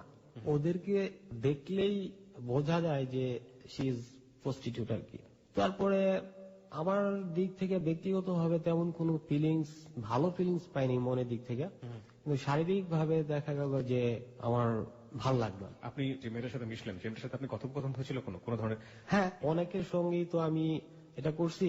আমি ফার্স্টে জানতে চাচ্ছি, যেহেতু আপনার লাইফের একটা প্রথম এক্সপিরিয়েন্স, সেজন্য আমি জানতে চাচ্ছি আপনার লাইফের এটা একটা খুবই গুরুত্বপূর্ণ পার্ট। আপনার সাথে এসে সে কি অ্যাটিটিউড করেছিল, বা আপনি তার সাথে কি অ্যাটিটিউড করলেন? কোনো কথোপকথন হয়েছিল তার মধ্যে? না, তেমন কোনো কথা নেই। আসলো, আইসা আমার সঙ্গে একটা রুমে ঢুকলো হোটেলের। তো তারপর আমরা কাপড় চোপড় যা আছে সব খুললাম, খোলার পর আমরা নর্মালি সেক্স করলাম। কোনো ধরনের কোনো কথোপকথন হয়নি? তেমন কিছু না, আমি নাম জিজ্ঞেস করছি। হ্যাঁ, নাম একটা বলে দিছে। নাম একটা বলে দিচ্ছে, দেশের বাড়ি কোথায়, অমুক জায়গায়। শেষ। শেষ। That's good. ওকে, তারপর? তো তারপর এভাবে আমার চলতে থাকে। তো আস্তে আস্তে ইন্টারমিডিয়েট পরীক্ষা দেই। ইন্টারমিডিয়েট পরীক্ষা আবার দ্বিতীয়বার দিতেছি। সেকেন্ড টাইম দিচ্ছেন? ওকে। সেকেন্ড টাইম দিতেছি, পাশ করলাম। তো পড়াশোনার প্রতি আমি যেহেতু অমনোযোগী, সেই সুবাদে আমি আড্ডাই বেশি মারতাম। তো ওই যে এলাকার কিছু ফ্রেন্ড ছিল, ওদের সঙ্গে আড্ডা দিতাম। আর ক্লাসে, স্কুল, কলেজে ওই সমস্ত জায়গায় আমি খুব একটা মানে চলাফেরা আমার হয় নাই। দেখা গেছে এটা একটা কেমন যেন আমি হয়ে গেছিলাম, একটা ডিপ্রেস থাকতাম, হেজিটেটেড, মানে হেজিটেট ফিল করতেন, ডিপ্রেশনে ভুগতাম। তো এটা আমার বাসায় লক্ষ্য করে নাই, বাসায় ঠিক বুঝতে পারে নাই যে আসলে ওর সমস্যাটা কি। কিন্তু যারা বুঝতো তারা তো আমার আপনজন না, তারা তো চায় না যে আমি ভালো হয়ে যাই। কিরকম? যেমন এলাকার ফ্রেন্ডরা বুঝতে পারতো যে ওর বিষয়ে কোনো সমস্যা কাজ করে, তারা যদি এটা মঙ্গল চাইতো তাহলে হয়তো তাদের মাধ্যমে আমার ফ্যামিলি বুঝতে পারতো যে ওর সমস্যাগুলো কি। এখন আমি আপনার সামনে বসে আছি, আপনি আমার সঙ্গে কথা বলতেছেন, আপনি কিন্তু বুঝতেছেন যে আমার এক্সপ্রেশনটা কি, আমার মধ্যে কি কি সমস্যা কাজ করতেছে, বুঝতেছেন? তো এরকম মানুষ আমি পাই নাই আমার লাইফে যে আমার সমস্যাটা বুঝতেছে এবং সেটা ডক্টরকে বা আমার ফ্যামিলিকে বুঝাইতে পারবে। আপনি নিজে তো বুঝতেন আপনার সমস্যা? না, আমি নিজে বুঝতাম কিন্তু বর্ণনা করতে পারতাম না। তো আমি তো এই যে এখানে আসার আগে আপনার যে শাকিল সাহেব, তো উনি বলতেছে যে আপনার যে প্রবলেম আমি বুঝতেছি না, কারণ আমিও বুঝাইতে পারি কাউকে যে আসলে অ্যাকচুয়ালি আমার প্রবলেমটা কি। আমার সাথে যারা চলাফেরা করে সেম এজের বা যারা একটু জ্ঞান সম্পন্ন, ওরা বুঝতে পারে, কিন্তু বুঝতে পারলে কি তারা তো আমার আপনজন না যে হেল্প করবে, এরকম একটা ব্যাপার। যাই হোক, যেটা বলছিলাম, আমি ইন্টারমিডিয়েট পাশ করার পরে আমি বাবাকে বললাম যে এখন আমি ময়মনসিং এ থাকবো না, ময়মনসিং ভালো লাগে না, আর এলাকায় তো আমি 2 দিন পরে পরে টপ নিউজ হয়ে গেছি। তখন ঢাকায় চলে আসলাম, অনার্সে ভর্তি হলাম। আমি আসতাম গাজীপুর থেকে। আমার এই যে সময়টা, এই সময়টাতে আমার অনবরত প্রস্টিটিউটদের সঙ্গে একটা বাজে লাইফ আমি লিড করতেছি। মানে আপনি তাদের কাছে অনবরত, আপনি কন্টিনিউয়াসলি আপনি যাচ্ছেন তাদের সাথে? আর আমি যেহেতু পড়াশোনা করতাম, আমি তো বাসা থেকে টাকা পেতাম, তো সেই সমস্ত টাকা আমি বাজি ইউজ করতাম। মানে আপনি ওই এন্টারটেনমেন্টের ওই জায়গাটাতে আপনি বারবার ইউজ করতেন? এমন দেখা গেছে যে কলেজের জন্য আমাকে বেতন দিছে, বেতনের পুরো টাকা আমি খাওয়া ফেলেছি। খায় ফেলেছি ইন সেন্স আপনি ওদের কাছে যাচ্ছেন, তাই তো? কি পরিমাণ টাকা ব্যয় হতো আপনার? এটা ঠিক হিসাব করে বলা যায় না, 2000, 3000, 1000 এরকম। পার কারোর সাথে ফিজিক্যাল রিলেশনের জন্য 2000, 3000 টাকা? হ্যাঁ, এরকম। ওকে। তো তারপর এইভাবে চলতেছে। তো অনার্স ফার্স্ট ইয়ারে ভর্তি হলাম হাবিবুল্লাহ ভাই ইউনিভার্সিটি কলেজে। আমি এখানে একটু আরেকটু জানতে চাইবো আপনার কাছে, এই গল্পের স্বার্থে আমরা এটা জানছি, আপনি যে এই কাজটা তাদের সাথে করছেন, আপনার কি বিশেষ কোনো চয়েস ছিল যে এই রকম মেয়ে, কিংবা আপনার চেয়ে বয়সে বড়, কিংবা আপনার চেয়ে বয়সে ছোট? যেহেতু আপনি বলছেন আপনার অ্যাটিটিউডের মধ্যে স্বাভাবিক কোনো আচরণ ছিল না, বা আপনি নিজেকে অস্বাভাবিক দাবি করছেন, সুতরাং এরকম কোন স্পেশাল চয়েস কি আপনার ছিল যে এই ফিজিক্যাল রিলেশনের ক্ষেত্রে? না, স্পেশাল চয়েস ছিল না, আমার যার চেহারা ভাল লাগতো আমি তার সঙ্গেই করতাম। ওকে, আমরা এই পার্টটাতে পেলাম যেটা হুইচ ইজ ভেরি নর্মাল। আমি যেটা ধরে নিচ্ছিলাম যে এক ধরনের সম্পর্ক থাকে, শারীরিক সম্পর্ক, যেটা হুইচ ইজ নট নর্মাল, একটু ডিফারেন্ট হয়। যারা বয়প্রাপ্ত তারা নিশ্চয়ই জানবেন। ও যে অ্যাঙ্গেল থেকে ওর লাইফের স্টোরিটা ব্যাখ্যা করছে, সেই জায়গাটায় এক ধরনের সন্দেহ চলে আসতে পারে যে সে বাধ্য হলো এক ধরনের একটা সম্পর্কে যাওয়ার জন্য এন্টারটেনমেন্টের জায়গাটা থেকে এই জায়গাটাই গেল, এবং ক্লাস 3-4 থেকে সে এই জায়গাটার ক্ষেত্রে নিজেকে অপরাধ বোধ, নিজেকে এক ধরনের দোষারোপ করে আসছে। যখন তাকে বোঝানোর দরকার ছিল বয়সন্ধিকালে বাবা কিংবা মা বা পরিবারের সদস্যদের, তখন তো তাকে কেউ বোঝায়নি, বরং উল্টো যেটা হয়েছে, ওকে এলাকার টপ সম্রাট বানানো হয়েছে, বিভিন্ন জায়গা থেকে বিভিন্ন অ্যাঙ্গেল থেকে তাকে খারাপভাবে ব্যাখ্যা করা হয়েছে। তো আমার একটু জানার ইচ্ছা ছিল যে আসলেই তার মধ্যে কোন ধরনের যে সেক্সুয়াল অ্যাটিটিউড আমরা বলছি, সেখানে কোন ধরনের ডিসেবল কোন অ্যাটিটিউড ছিল কিনা, বা একটু ভিন্ন ধরনের কোন অ্যাটিটিউড ছিল কিনা। তো সেখানে আমি যেটা দেখলাম যে হুইচ ইজ সো নর্মাল। ওকে, তারপর কি হলো? হ্যাঁ, তারপর অনার্স ফার্স্ট ইয়ারে ভর্তি হলাম। প্রথম ক্লাসে গেলাম, তো আমার তো স্বভাব হলো খারাপ, মাঝে মাঝে প্রেমে পড়ে যাই। মেয়েদের প্রেমে পড়ে যান এবং এটাকে আপনি খারাপ মনে করছেন? ওকে, না, খারাপ আমার যেহেতু চারিত্রিক ভাবে আমি খারাপ, সবাই বলে, সুতরাং আপনি নিজেকে ওভাবেই ফিল করছেন যে হ্যাঁ আমিও খারাপ। আমি স্বীকার করি যে আমি খারাপ, কারণ আমার লাইফে অনেক খারাপ কাজ যেহেতু আমি করছি, তো সেই সুবাদে আমি বলতে পারি যে আমি খারাপ। খারাপ কাজ বলতে কি আপনি কি বোঝাচ্ছেন? কি খারাপ কাজ যেগুলো আপনি বললেন এখন পর্যন্ত? প্রস্টিটিউশন, এটা একটা খারাপ কাজ আপনি মনে করছেন। আর ঠিক মতো পড়াশোনা করি নাই, বাবা মা টাকা নষ্ট করে, এটা তো একটা অন্যায়। দুষ্টামি বেশি করতাম, খেলাধুলা বেশি করি, এটাও তো একটা অন্যায়। এইগুলোই খারাপ। ওকে, তারপর? তো প্রথম ক্লাসে ঢুকতেই একটা মেয়েকে দেখলাম, আমার খুব ভালো লাগলো। আমি ঠিক মনে হলো যে ভালো, সুন্দর। তো তারপর আমি তো অত চটপটে যেটা বলে সেটা তো আমি না, নিজেকে সবসময় পাগল ছাগলই মনে করি। তো থাকি এক কোণায় বসে থাকি। তো 1 মাসের মধ্যে দেখলাম যে ওরা সবাই একটা ফ্যামিলি হয়ে গেল, আর আমি একা একটা ফ্যামিলি। পুরো ক্লাস একদিকে, আপনি একা একদিকে? আমি একা একদিকে। দেখা যায় টিফিন হোক, যে কোনো সময় হোক, আমি একাই থাকি। অত মানুষের সঙ্গে কথাবার্তা বা ফ্রেন্ডের সাথে কথাবার্তা বেশি একটা বলি না। আর ইতি অবসরে আমি দেখা গেছে যে প্রচন্ড ডিপ্রেশনের মধ্যে পড়ে যাই বিভিন্ন কারণে, যেহেতু আমি একা থাকি। আর এই বয়সে একা থাকাটা এটা তো একটু অসম্ভব ব্যাপার, সেই দিক থেকেও একটা ব্যাপার থাকে। জি। আমি তখন আসতাম গাজীপুর থেকে, সেখানে আমি একটা ছেলের সঙ্গে আমার পরিচয় হয় যে আপেল। তো আপেল আমি বলি, দোস্ত আমি তো গাজীপুর থেকে আসি, আমার সমস্যা, তোর আশেপাশে যদি কোনো মেসেজ থাকে এটা তুই একটু ঠিক করে দিস। তখন বলছে হ্যাঁ আচ্ছা ঠিক আছে আমি দেখবো। তারপর ওর কাকরাইল মেসে আমি শিফট হই। শিফট হওয়ার পরে ওর সঙ্গে চলতেছে, একদিন বিকাল বেলা দেখি যে ও বাসার সামনে দাঁড়ায় সিগারেট খাইতেছে। তখন আমি বললাম যে মামা সিগারেটটা দে। আমি বলি যে সিগারেট না, এটা দেওয়া যাবে। আমি দেওয়া যাবে না মানে এটা কি? সে বলে যে এটা গাঁজা, মোহিনী বলে। গাঁজাকে মোহিনী বলে অনেকে, মোহিনী, হরতন, টেক্কা, তাসের, তো এগুলা বলে। বলার পরে আমি বলি, না তুই খাইতেছিস তাহলে তুই তো আমার সবচেয়ে কাছের লোক, তুই যদি খাস তাহলে আমিও খাবো, সমস্যা কি? না আজকে তুই খাইস না, তুই পরে খাইস, একসময় সময় করে, কারণ খায়া যদি উল্টা পাল্টা করে তাহলে সমস্যা। তো তারপরে এরপরের দিন ও আর আমি বানাইলাম বেশ কয়েকটা স্টিক, বানায় খাইলাম। তো যখন প্রথম খাওয়া, ওকে, তো প্রথম খাওয়ার পরে দেখা গেল যে নানান ধরনের চিন্তা আমার মাথায় আসতেছে। ও যখন খায়, খাওয়ার পরে ওর ভিতরে বিভিন্ন ধরনের কথা চলে আসে, গল্প কথা শেষ হবে না, সব কথা বলে দিবে। আর আমি আমার ভিতরে যত গোপন কথা আছে সব বলে দিই খাওয়ার পরে। আমি বললাম যে এলাকায় আমার এই হয়েছে সেই হয়েছে, আমি টপ নিউজ হয়েছি, এই হয়েছি সেই হয়েছি, হ্যাঁ এগুলো সব বলে দিলাম।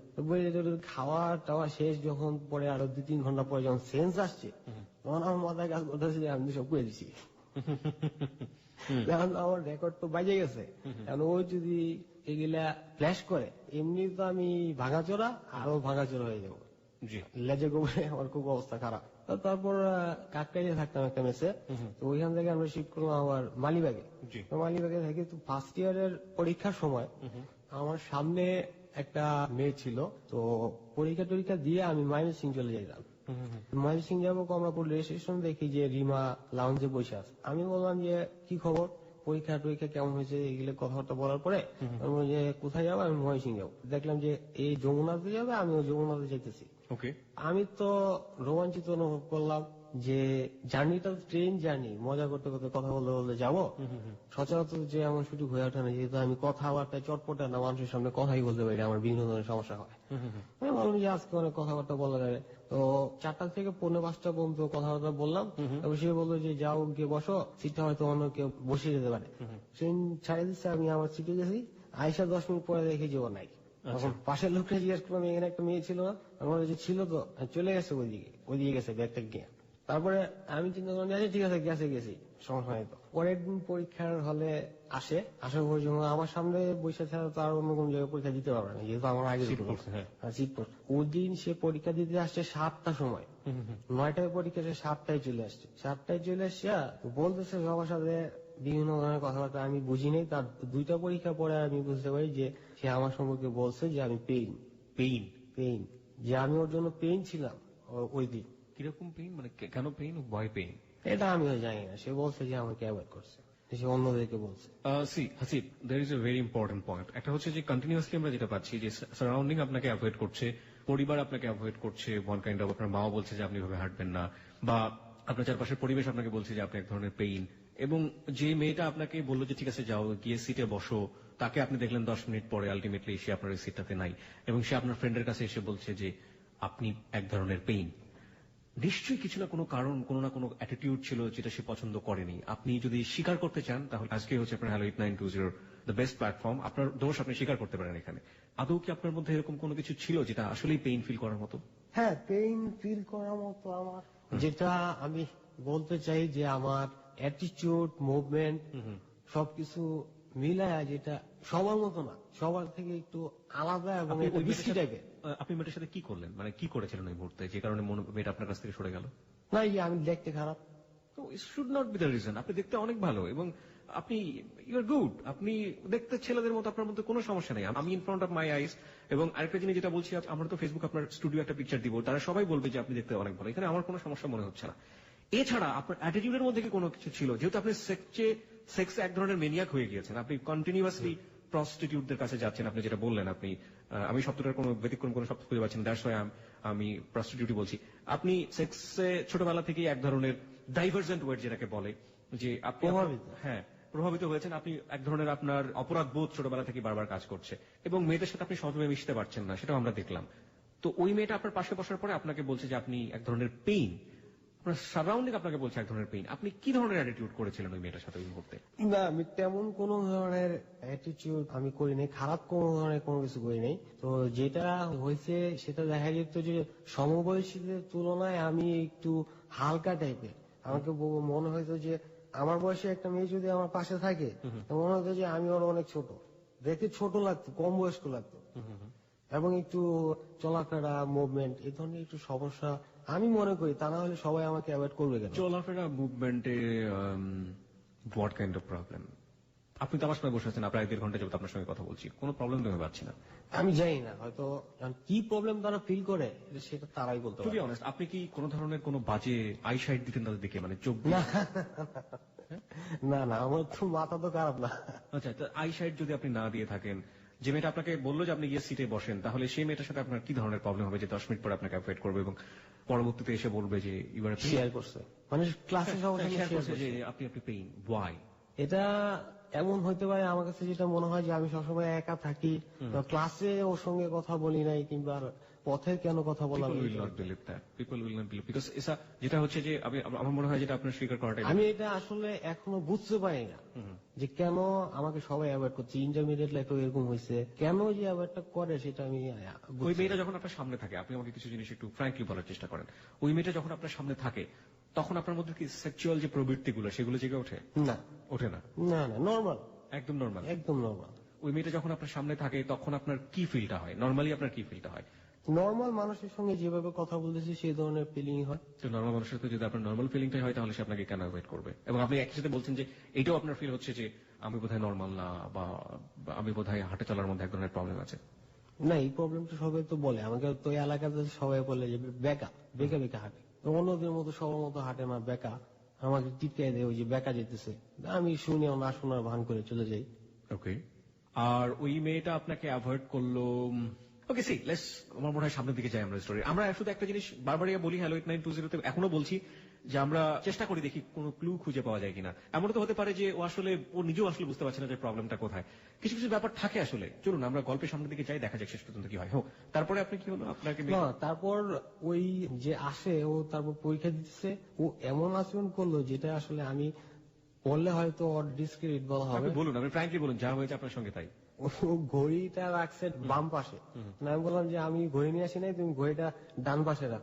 ডান পাশে 2 মিনিট রেখে আবার সরাই ফেলছে, তার উপর দিয়ে তো দেখা যায় না, কারণ ঘড়িটা আমাকে সে দেখতেই দিল না। হ্যাঁ, আর বারবার তো স্যারের কাছে জিজ্ঞেস করাটা, এটা আমি তো স্যারের সঙ্গে কথাই বলি না। স্যারদের সাথে কথা বলতাম না কেন? কথা বলতাম না, কথা বলতে পারতাম না। আপনার ভয় লাগতো, বা মনে হতো যে আমি যদি কথা বলি সবাই কি মনে করবে, এরকম? আমি যতদূর পড়াশোনা করছি, স্কুল লাইফের পরে স্যারদের সঙ্গে কোনো কথা আমার হয়নি। স্কুল লাইফের পরে আপনি স্যারদের সাথে কোনো কথাই বলেননি কখনো? কথাই বলি নাই। কেন? কথা বলতে পারতাম না। This track was downloaded from FusionBD.com. ওকে, তারপর? এটা আসলে একটা আশ্চর্য রকমই ঘটনা। না, ইটস নট। আমার কাছে মনে হয় না আশ্চর্য রকমের, কারণ আজকে একজন সাইকোলজিস্ট আমাদের সঙ্গে আছেন যিনি গল্পটা পুরোটা শুনছেন এবং শোনার পরে তিনি তার ওপিনিয়ন জানাবেন। আমি প্রিয় শ্রোতা আপনাদের সবাইকে অ্যাড্রেস করছি, আমরা বিশ্বাস করি আমাদের সমাজে এরকম অসংখ্য ছেলে মেয়ে অনাদরে, অবহেলায় এবং অ্যাডোলেন্স যে পিরিয়ডটা থাকে, যে বয়সন্ধিকাল, সেখানে প্রপার ট্রিটমেন্ট না পেয়ে বড় হচ্ছে, এবং এটার ফসল যে আসলে লেটলি, এবং এটার ফসল যে আসলে কতটা ভয়াবহ হতে পারে বা কোন দিকে যায় ব্যাপারটা আসলে, সেটা আমরা গল্পের শেষ পর্যন্ত শুনলে আসলে বুঝতে পারবো।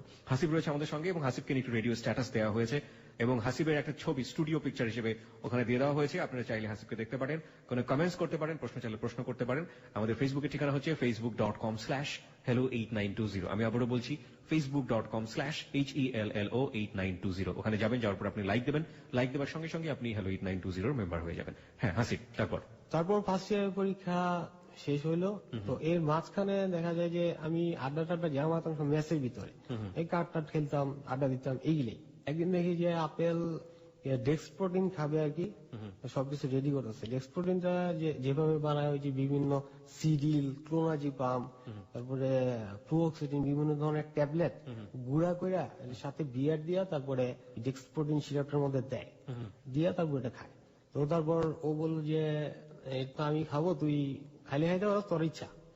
তখন আমি বললাম যে না, খাই, সমস্যা কি। আর হে বললো যে এটা যাদের সাথে খাইলে অনেক মজা পাওয়া যায়। তখন আমি খাইছি, খায়া তারপর কই থেকে কি হয়েছে, রাত্রে সন্ধ্যার পরে খাইছি। তো কিভাবে পরের দিন সন্ধ্যায় আমার সেন্স ফিরছে, সন্ধ্যার পরে। তো ওই দিন আমি কলেজেও গেছি, আসছি, কিন্তু কিভাবে কলেজে গেছি আসছি আমি এখন পর্যন্ত আজ পর্যন্ত যাই না।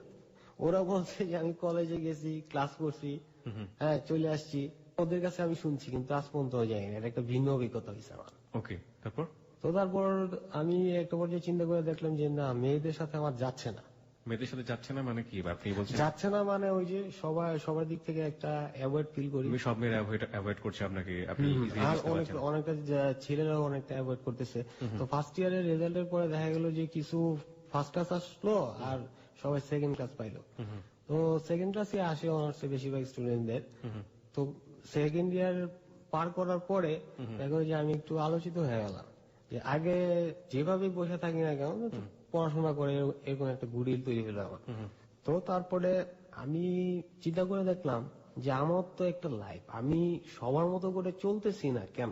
আমি নিজের মধ্যে একটা প্রশ্ন জাগলো, সবার মতো তো চলা উচিত, কারণ যেহেতু মানুষ আমরা একসাথেই থাকি। কিন্তু মেয়েদের সাথে আমার যাচ্ছে না, ছেলেদের সাথেও আমার অনেক ছেলেদের সাথেও যাচ্ছে না, কথাবার্তা ইজি হইতে পারতেছি না, বিভিন্ন ধরনের শারীরিক এবং মানসিক প্রবলেম ফিল করছি। শারীরিক প্রবলেম বলতে আপনি হাঁটাটাই বলতেছেন? হাঁটাটা না, বাইরের থেকে তো এই যে হাঁটাটাই, আর ভেতর থেকে? আর ভেতর থেকে তো আপনার যে প্রবলেমটা সেটা আমি আসতেছি। ওকে, হ্যাঁ। তো আমি গেলাম একটা চর্মযৌন ডাক্তারের কাছে গেলাম, উনি হচ্ছে ডাক্তার নজরুল ইসলাম। ওনাকে বললাম যে আমি তো ছোটবেলা থেকে এই এবং আমি তো যৌনকর্মীদের সাথে জড়ায় গেছি। উনি পরীক্ষা নিরীক্ষা বিভিন্ন টেস্ট, পিএস, ইউরিন সবকিছু টেস্ট করলেন। তো করার পরে বললেন যে আপনার তো কোনো সমস্যাই নেই, আপনার কোনো সমস্যা নেই, আপনি কেন নিতে, তবে আপনি নিজেকে ভাবেন যে আপনি রুগী, সেই জন্য আপনি রুগী, আপনার সমস্যাটা মানসিক মনে। তো বললো যে হালকা ওষুধ দিয়ে দিতেছি, আপনি সেরে যাবেন। তো ওষুধ দিল, আমি 1 মাসের মধ্যে পুরা সুস্থ, আমার আর কোনো সমস্যাই হইতেছে না, চলাফেরাও কোনো সমস্যা না, কথা বলতেও সমস্যা না। তো তখন আমি তো ফর্মে আসলাম একটা। তো তখন আমার মধ্যে চিন্তা কাজ করলো যে ওই মেয়েটাকে আমার মনে হলো যে ক্লাসে ওর প্রতি আমার একটা অ্যাফেকশন কাজ করতে থাকবে। ওকে, তো আমি মেয়েটার নামটা কি ছিল? নামটা কি বলাটা ঠিক হবে? যেহেতু আপনি ওই মেয়ে বলেছেন, জি, ওই মেয়েটাকে কি আপনি গল্পের আগে রেফার করেছেন? বলেছেন? হ্যাঁ, আমি তো বললাম যে ক্লাসে ঢুকতেই একটা মেয়েকে আমার ভালো লাগে। আচ্ছা, সেই মেয়েটা। হ্যাঁ, ওকে, হ্যাঁ, সুইটিকে আপনার ভালো লাগলো, তারপর? হ্যাঁ, তো সুইটিকে প্রথম ক্লাসে দেখে আমার ভালো লাগছিল। আমি যেহেতু তখন সুস্থ হয়ে গেছি, তখন আমার সবকিছু যেহেতু নর্মাল, তো আমি যা খুশি তাই করতে পারবো।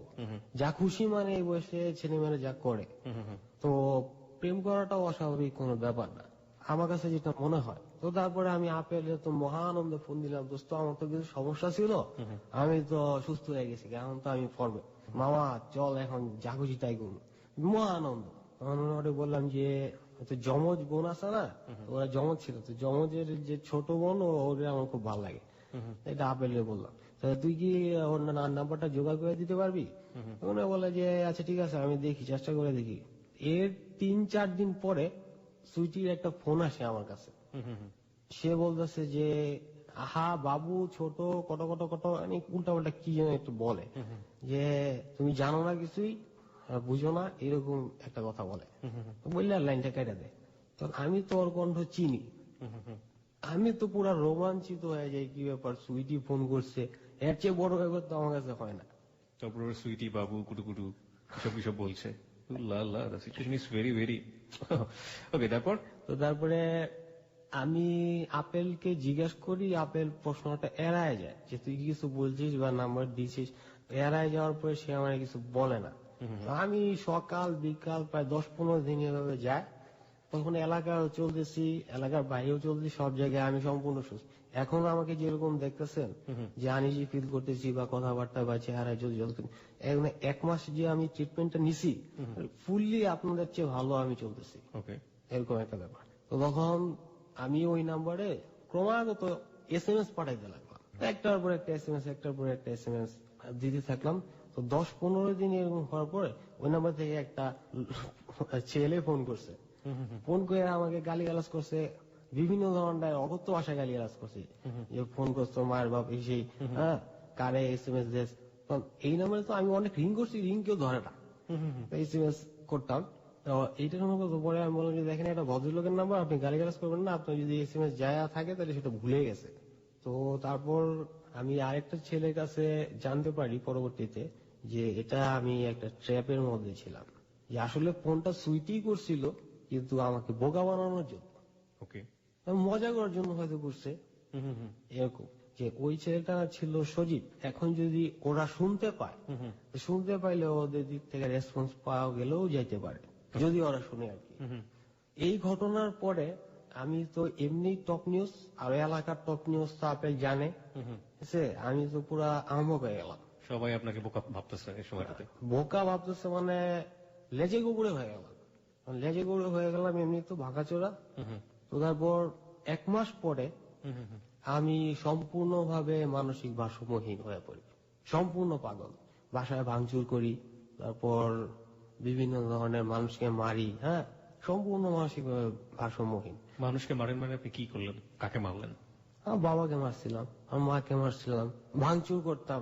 দোতলা বাসা তো আমাদের, দোতলা থেকে টিভি মেল ফালাই দিছি, বাসায় ভাঙচুর করছি, বিভিন্ন ধরনের কাণ্ড কারখানা করছি। এরপর আমি প্রায় 3 মাস একটা রুমের ভিতরে আবদ্ধ ছিলাম, বের হইনি, মানসিক ভারসাম্যহীন। তো আমাকে হাসপাতালে জোর করে ভর্তি করা হয়, মানুষজন আমাকে জোর করে নিয়ে হাসপাতালে ভর্তি করে। আমি ভর্তি হব না, ওষুধ খাবো না, এরকম একটা পর্যায়ে। তা সম্পূর্ণ মানসিক ভারসাম্যহীন। তো এটা ঘটে আপনার 2009-এর শেষে, 10-এর প্রথম দিকে, প্রেসক্রিপশন আছে আমার কাছে। তো এটা ঘটার পরে যখন আপনার প্রেসক্রিপশন একটু দেখছি।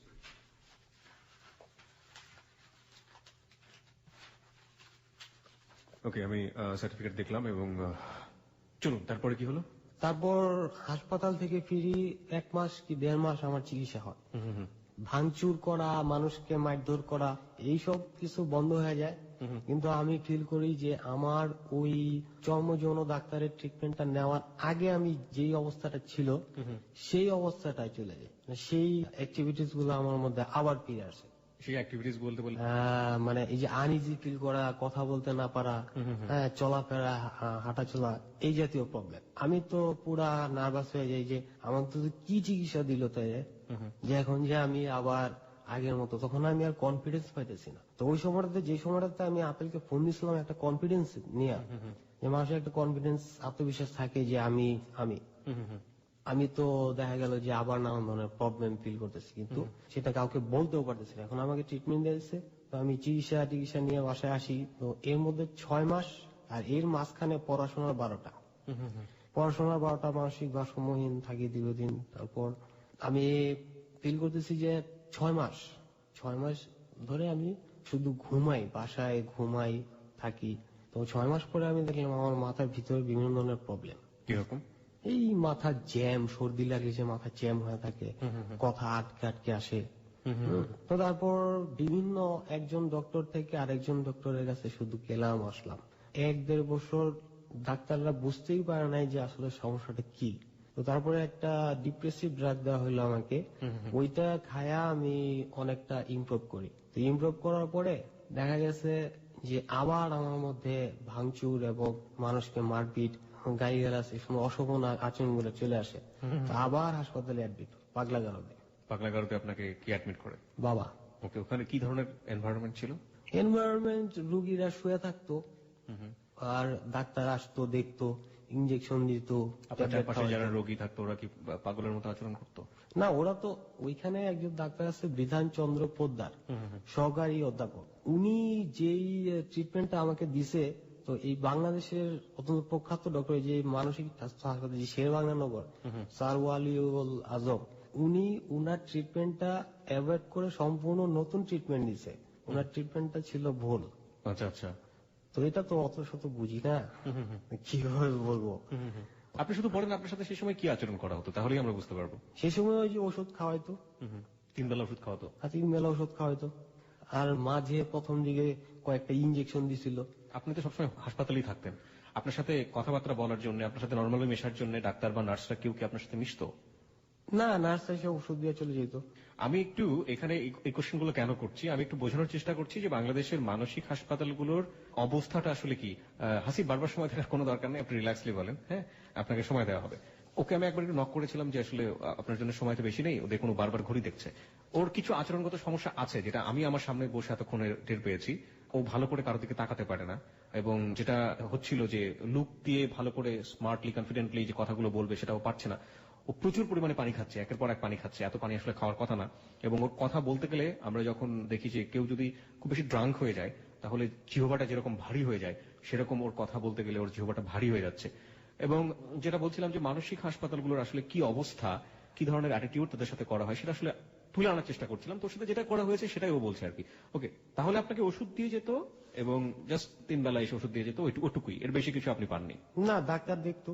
ওই তো। ওকে, তারপর? ডাক্তার দেখে প্রেশার টেশার মাপতো, তারপর কি অবস্থা আছে জিজ্ঞাসা করতো, হিস্ট্রি লিখতো আর কি, যে আপনার নাম কি, আপনার বাড়ি কোথায় কোথায়, নর্মাল কথাবার্তা বলি কিনা, এগুলো জানতো আর কি। তো সেই থেকে যখন দ্বিতীয়বার আমি 11-র শেষে কি মাঝামাঝি প্রেসক্রিপশন আছে, দ্বিতীয়বার যখন পাগলাগারদে ভর্তি হই, তো তারপরে থেকে চিকিৎসা তো চলতেছে, এখন পর্যন্ত চলতেছে। আর এটা এখনো শেষ হয় নাই আর কি। আর আমার বাবা যেটা বলে যে তোমার অবস্থা আগে অনেক খারাপ ছিল, এখন তুমি ভালো আছো। কিন্তু আমি যেই কনফিডেন্সটা নিয়ে আমি আবেলকে সেই সময় ফোন করছিলাম, সেই মানুষ আর আমি আজকের মানুষ, জীবনে ওই সময়টাতে আমি সুস্থতা পাইছিলাম, তারপরে আর কোন সুস্থতা পাই। আপনি কত সালে এটা ভর্তি হলেন বললেন? 2000? এই তো 11-র শেষের দিকে। তারপরে আপনি এখনো ওই ট্রিটমেন্টটা নিয়ে যাচ্ছেন? ওই বিধানচন্দ্র পোদ্দারের ট্রিটমেন্টটা নিতেছি না আমি, এই যে স্যার ওয়াজিউল আলম চৌধুরী, ওনার আন্ডারে আপনি ট্রিটমেন্ট নিয়ে যাচ্ছেন? ওনার ট্রিটমেন্ট। ওকে, এবং আমরা ওনার সাথে কথা বলতে চাইলে কি উনি আমাদের সাথে কথা বলবেন? আশা করি বলবেন, কিন্তু ওনার নাম্বারটা তো, কন্ট্যাক্ট নাম্বারটা তো আমার নেই, তবে সংগ্রহ করার চেষ্টা করতে পারি। ওকে, প্রিয় শ্রোতা, আমরা এই পর্যায়ে চেষ্টা করছি যে ওনার সাথে কথা বলা যায় কিনা। উনি যেহেতু কতদিন যাবত, প্রায় লম্বা সময় ধরে আপনাকে ট্রিটমেন্ট করছেন, রাইট? 7-8 মাস।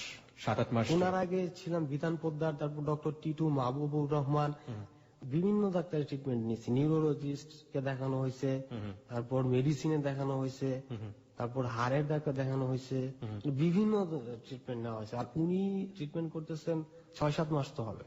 ওকে, গল্পের এই পর্যায়ে আমরা ছোট্ট একটা বিরতি নিচ্ছি। বিরতির পরে ফিরে এসে এই গল্পের সবচেয়ে ক্রুশিয়াল পার্ট, সবচেয়ে ফাইনাল পার্টে আমরা কথা বলবো হচ্ছে হাসিবের সঙ্গে। বেশ কিছু প্রশ্ন রয়েছে আমার ওর কাছ থেকে জানার জন্য। প্রশ্নের উত্তরগুলো কিভাবে বের হয় সেটাই এখন দেখার বিষয়। আমি একজন ডক্টর নই, কিন্তু আমার কিছু প্রশ্ন মনের মধ্যে এসছে ওর কাছ থেকে জানার জন্য। দেখুন ও উত্তরগুলো কিভাবে দেয়। আমরা গল্পের এই পার্টে ছোট্ট একটা বিরতি নিচ্ছি, বিরতির পরেই ফিরে আসবো। আপনাদের সবাইকে একবার মনে করে দিচ্ছি, আপনারা শুনছেন হ্যালো 8920 এবিসি রেডিও FM 89.2-এ। ছোট্ট একটা সংবাদের বিরতি। হাসিবের ছবি এবং হাসিবকে নিয়ে একটা রেডিও স্ট্যাটাস আমাদের ফেসবুকে দিয়ে দেওয়া হয়েছে। আপনারা চাইলে ওখানে গিয়ে কমেন্টস করতে পারেন বা কোনো প্রশ্ন করতে পারেন। আমাদের ফেসবুকের ঠিকানা facebook.com/hello8920। আমি আবারও বলছি facebook.com/HELLO8920। এখানে যাবেন, যাওয়ার পর আপনি লাইক দেবেন, লাইক দেওয়ার সঙ্গে সঙ্গে আপনি হ্যালো 8920 মেম্বার হয়ে যাবেন। সংবাদের পরেই ফিরছি, সাথেই থাকুন।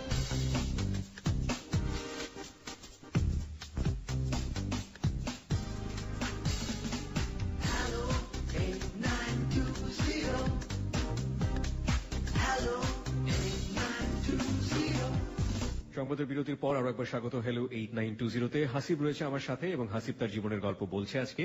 আপনারা সবাই শুনছেন এবিসি রেডিও FM 89.2। আরজি কিবরিয়া আপনার সঙ্গে আছে এবং লাখো শ্রোতা এই মুহূর্তে আমার সঙ্গে রয়েছেন দেশের বাইরে, এবং একই সাথে আমরা আনন্দের সঙ্গে জানাচ্ছি চিটাগং এবং কক্সবাজারের বন্ধুরা আমাদের সঙ্গে যুক্ত হয়েছেন। তাদেরকেও আমরা ধন্যবাদ জানাতে চাই যে আমাদের সাথে আমাদের এই পরিবারে যোগ দেওয়ার জন্য, এবিসি পরিবারে। আমরা হাসিবের জীবনের গল্প শুনছিলাম। হাসিবের জীবনের গল্পে আবারও ফিরে যাব। যাওয়ার আগে আপনি মনে করে দিচ্ছি হ্যালো 8920 হচ্ছে আপনার জীবনের গল্প বলার প্ল্যাটফর্ম। এখানে এসে আপনি আপনার জীবনের গল্প বলতে পারেন। ফোন নাম্বারটি হচ্ছে 91156668। আমি আবারও বলছি 91156668।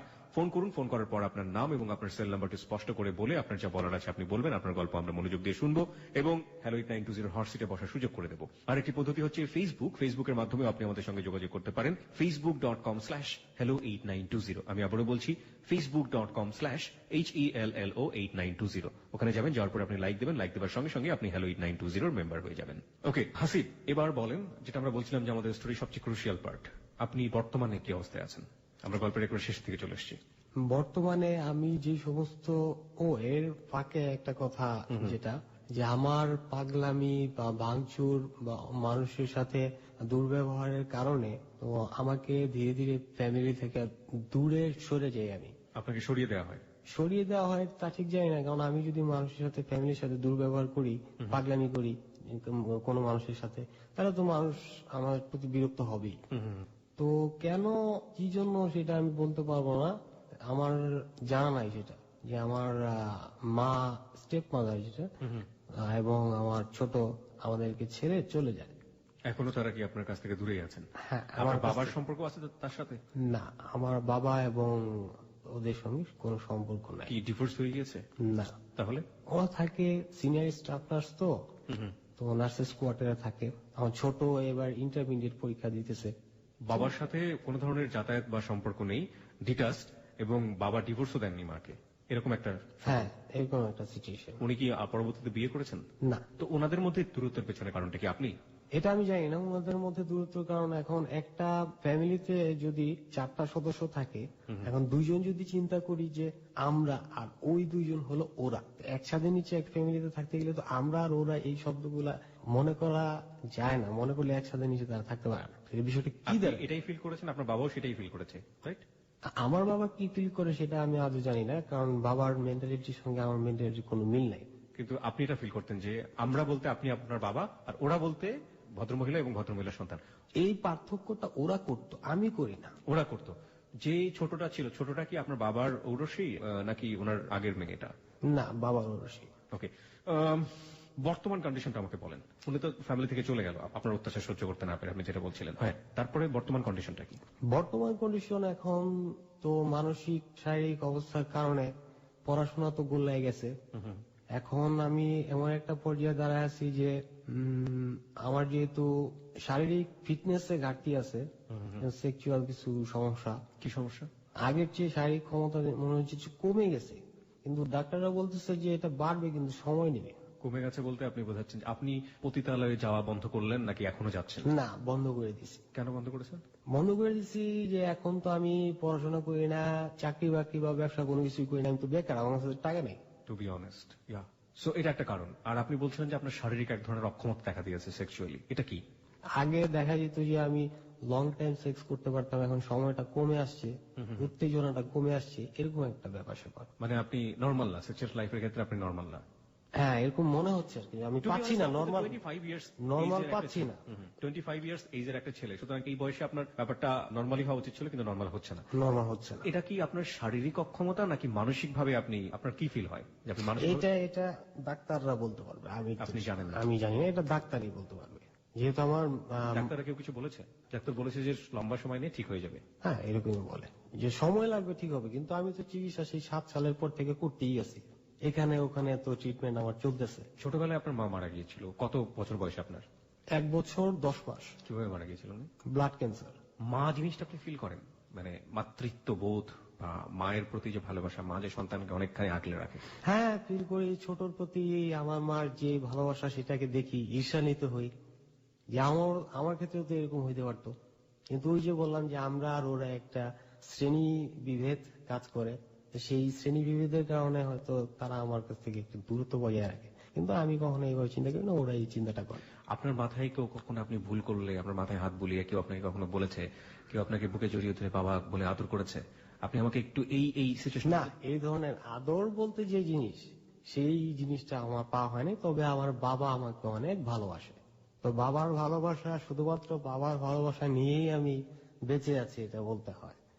আর সোশ্যালি আমার অনেক প্রবলেম, যেহেতু আমি বারবার বেশ কয়েকবার টপ নিউজ হয়ে গেছি, যেগুলো বললাম। তো আমার এলাকার যে ফ্রেন্ডরা ছিল, ওরা আমার সঙ্গে এক সময় ভালোভাবে চলতো, আড্ডা দিত। তো দেখা গেছে যে আমি একটা পর্যায়ে, ওরা যতটুকু ম্যাচুরিটি অর্জন করছে আমি ততটুকু ম্যাচুরিটি অর্জন করতে পারি নাই। তো ওদের সঙ্গে আমার একটা পার্থক্য দেখা যায়। সম্প্রতি দেখা গেছে যে আমার খুব ক্লোজ ফ্রেন্ড, সে বসে আছে, আমি গেলাম তাকে জিজ্ঞেস করবো যে কিরে তুই ভালো আছিস, তোকে তো অনেকদিন পর দেখলাম। তো ওর সাথের ছেলে উঠা আমার সাথে সংঘর্ষ বাজায় দিল, তুমুল সংঘর্ষ, একেবারে এমন সংঘর্ষ। তো আমি তো কখনো মারামারি করি নাই, আমার তো এমনি কাঁপাকাঁপি অবস্থা, যে রাগান্বিত চোখে বলছে তুই এখান থেকে চলে যা। তো ওর পাশের ছেলেটা উঠা মানে বিভিন্ন ধরনের মারামারি শুরু করেছে। তখন আমি অপমানিত বোধ করলাম, আমিও কয়েকটা লাগাইলাম। তারপরে এমন মার মারছে যে আমাকে হাসপাতালে অ্যাডমিট করতে গেছে। এবং সেই প্রেসক্রিপশন সবকিছু চিকিৎসার ওইটা আছে। চোখে আঘাত পাই আমি, গলায় আঘাত পাই। আপনার বর্তমান সময়ে কোন ধরনের কোন ড্রাগ আপনি নিচ্ছেন? না, বর্তমান সময় আমি তেমন কোন ধরনের ড্রাগ নিতেছি না। তবে ওই যে ওই দুই একবার ম্যাচে থাকাকালীন সময় ওই লাইফে একটু গাঁজা টাজা, তারপর ডেক্সপ্রোটিন, এগুলা দুই একবার হয়েছিল। আচ্ছা, ওকে। হাসিব, আপনার কাছে আমি ফিরবো, তবে এই পর্যায়ে প্রিয় শ্রোতা আপনাদের সবাইকে অ্যাড্রেস করছি। হাসিবের জীবনটা আজকে যে পরিবেশে এরকম জায়গাটাতে এসছে, সবচেয়ে কাছের মানুষ যারা ছিলেন, হাসিব যাদেরকে নিয়ে এখানে কথা বলেছে, হাসিবের বাবা, হাসিবের সম্পর্কের মা এবং হাসিবের বন্ধু, তাদের কাছে হাসিব আসলে কেমন, শাকিল তাদের সাথে কথা বলেছিল, ওটা এখন শুনবো যে শাকিল তাদের সাথে কথা বলে হাসিব সম্পর্কে কি জানতে পেরেছে তাদের কাছ থেকে। চলুন আমরা শুনি।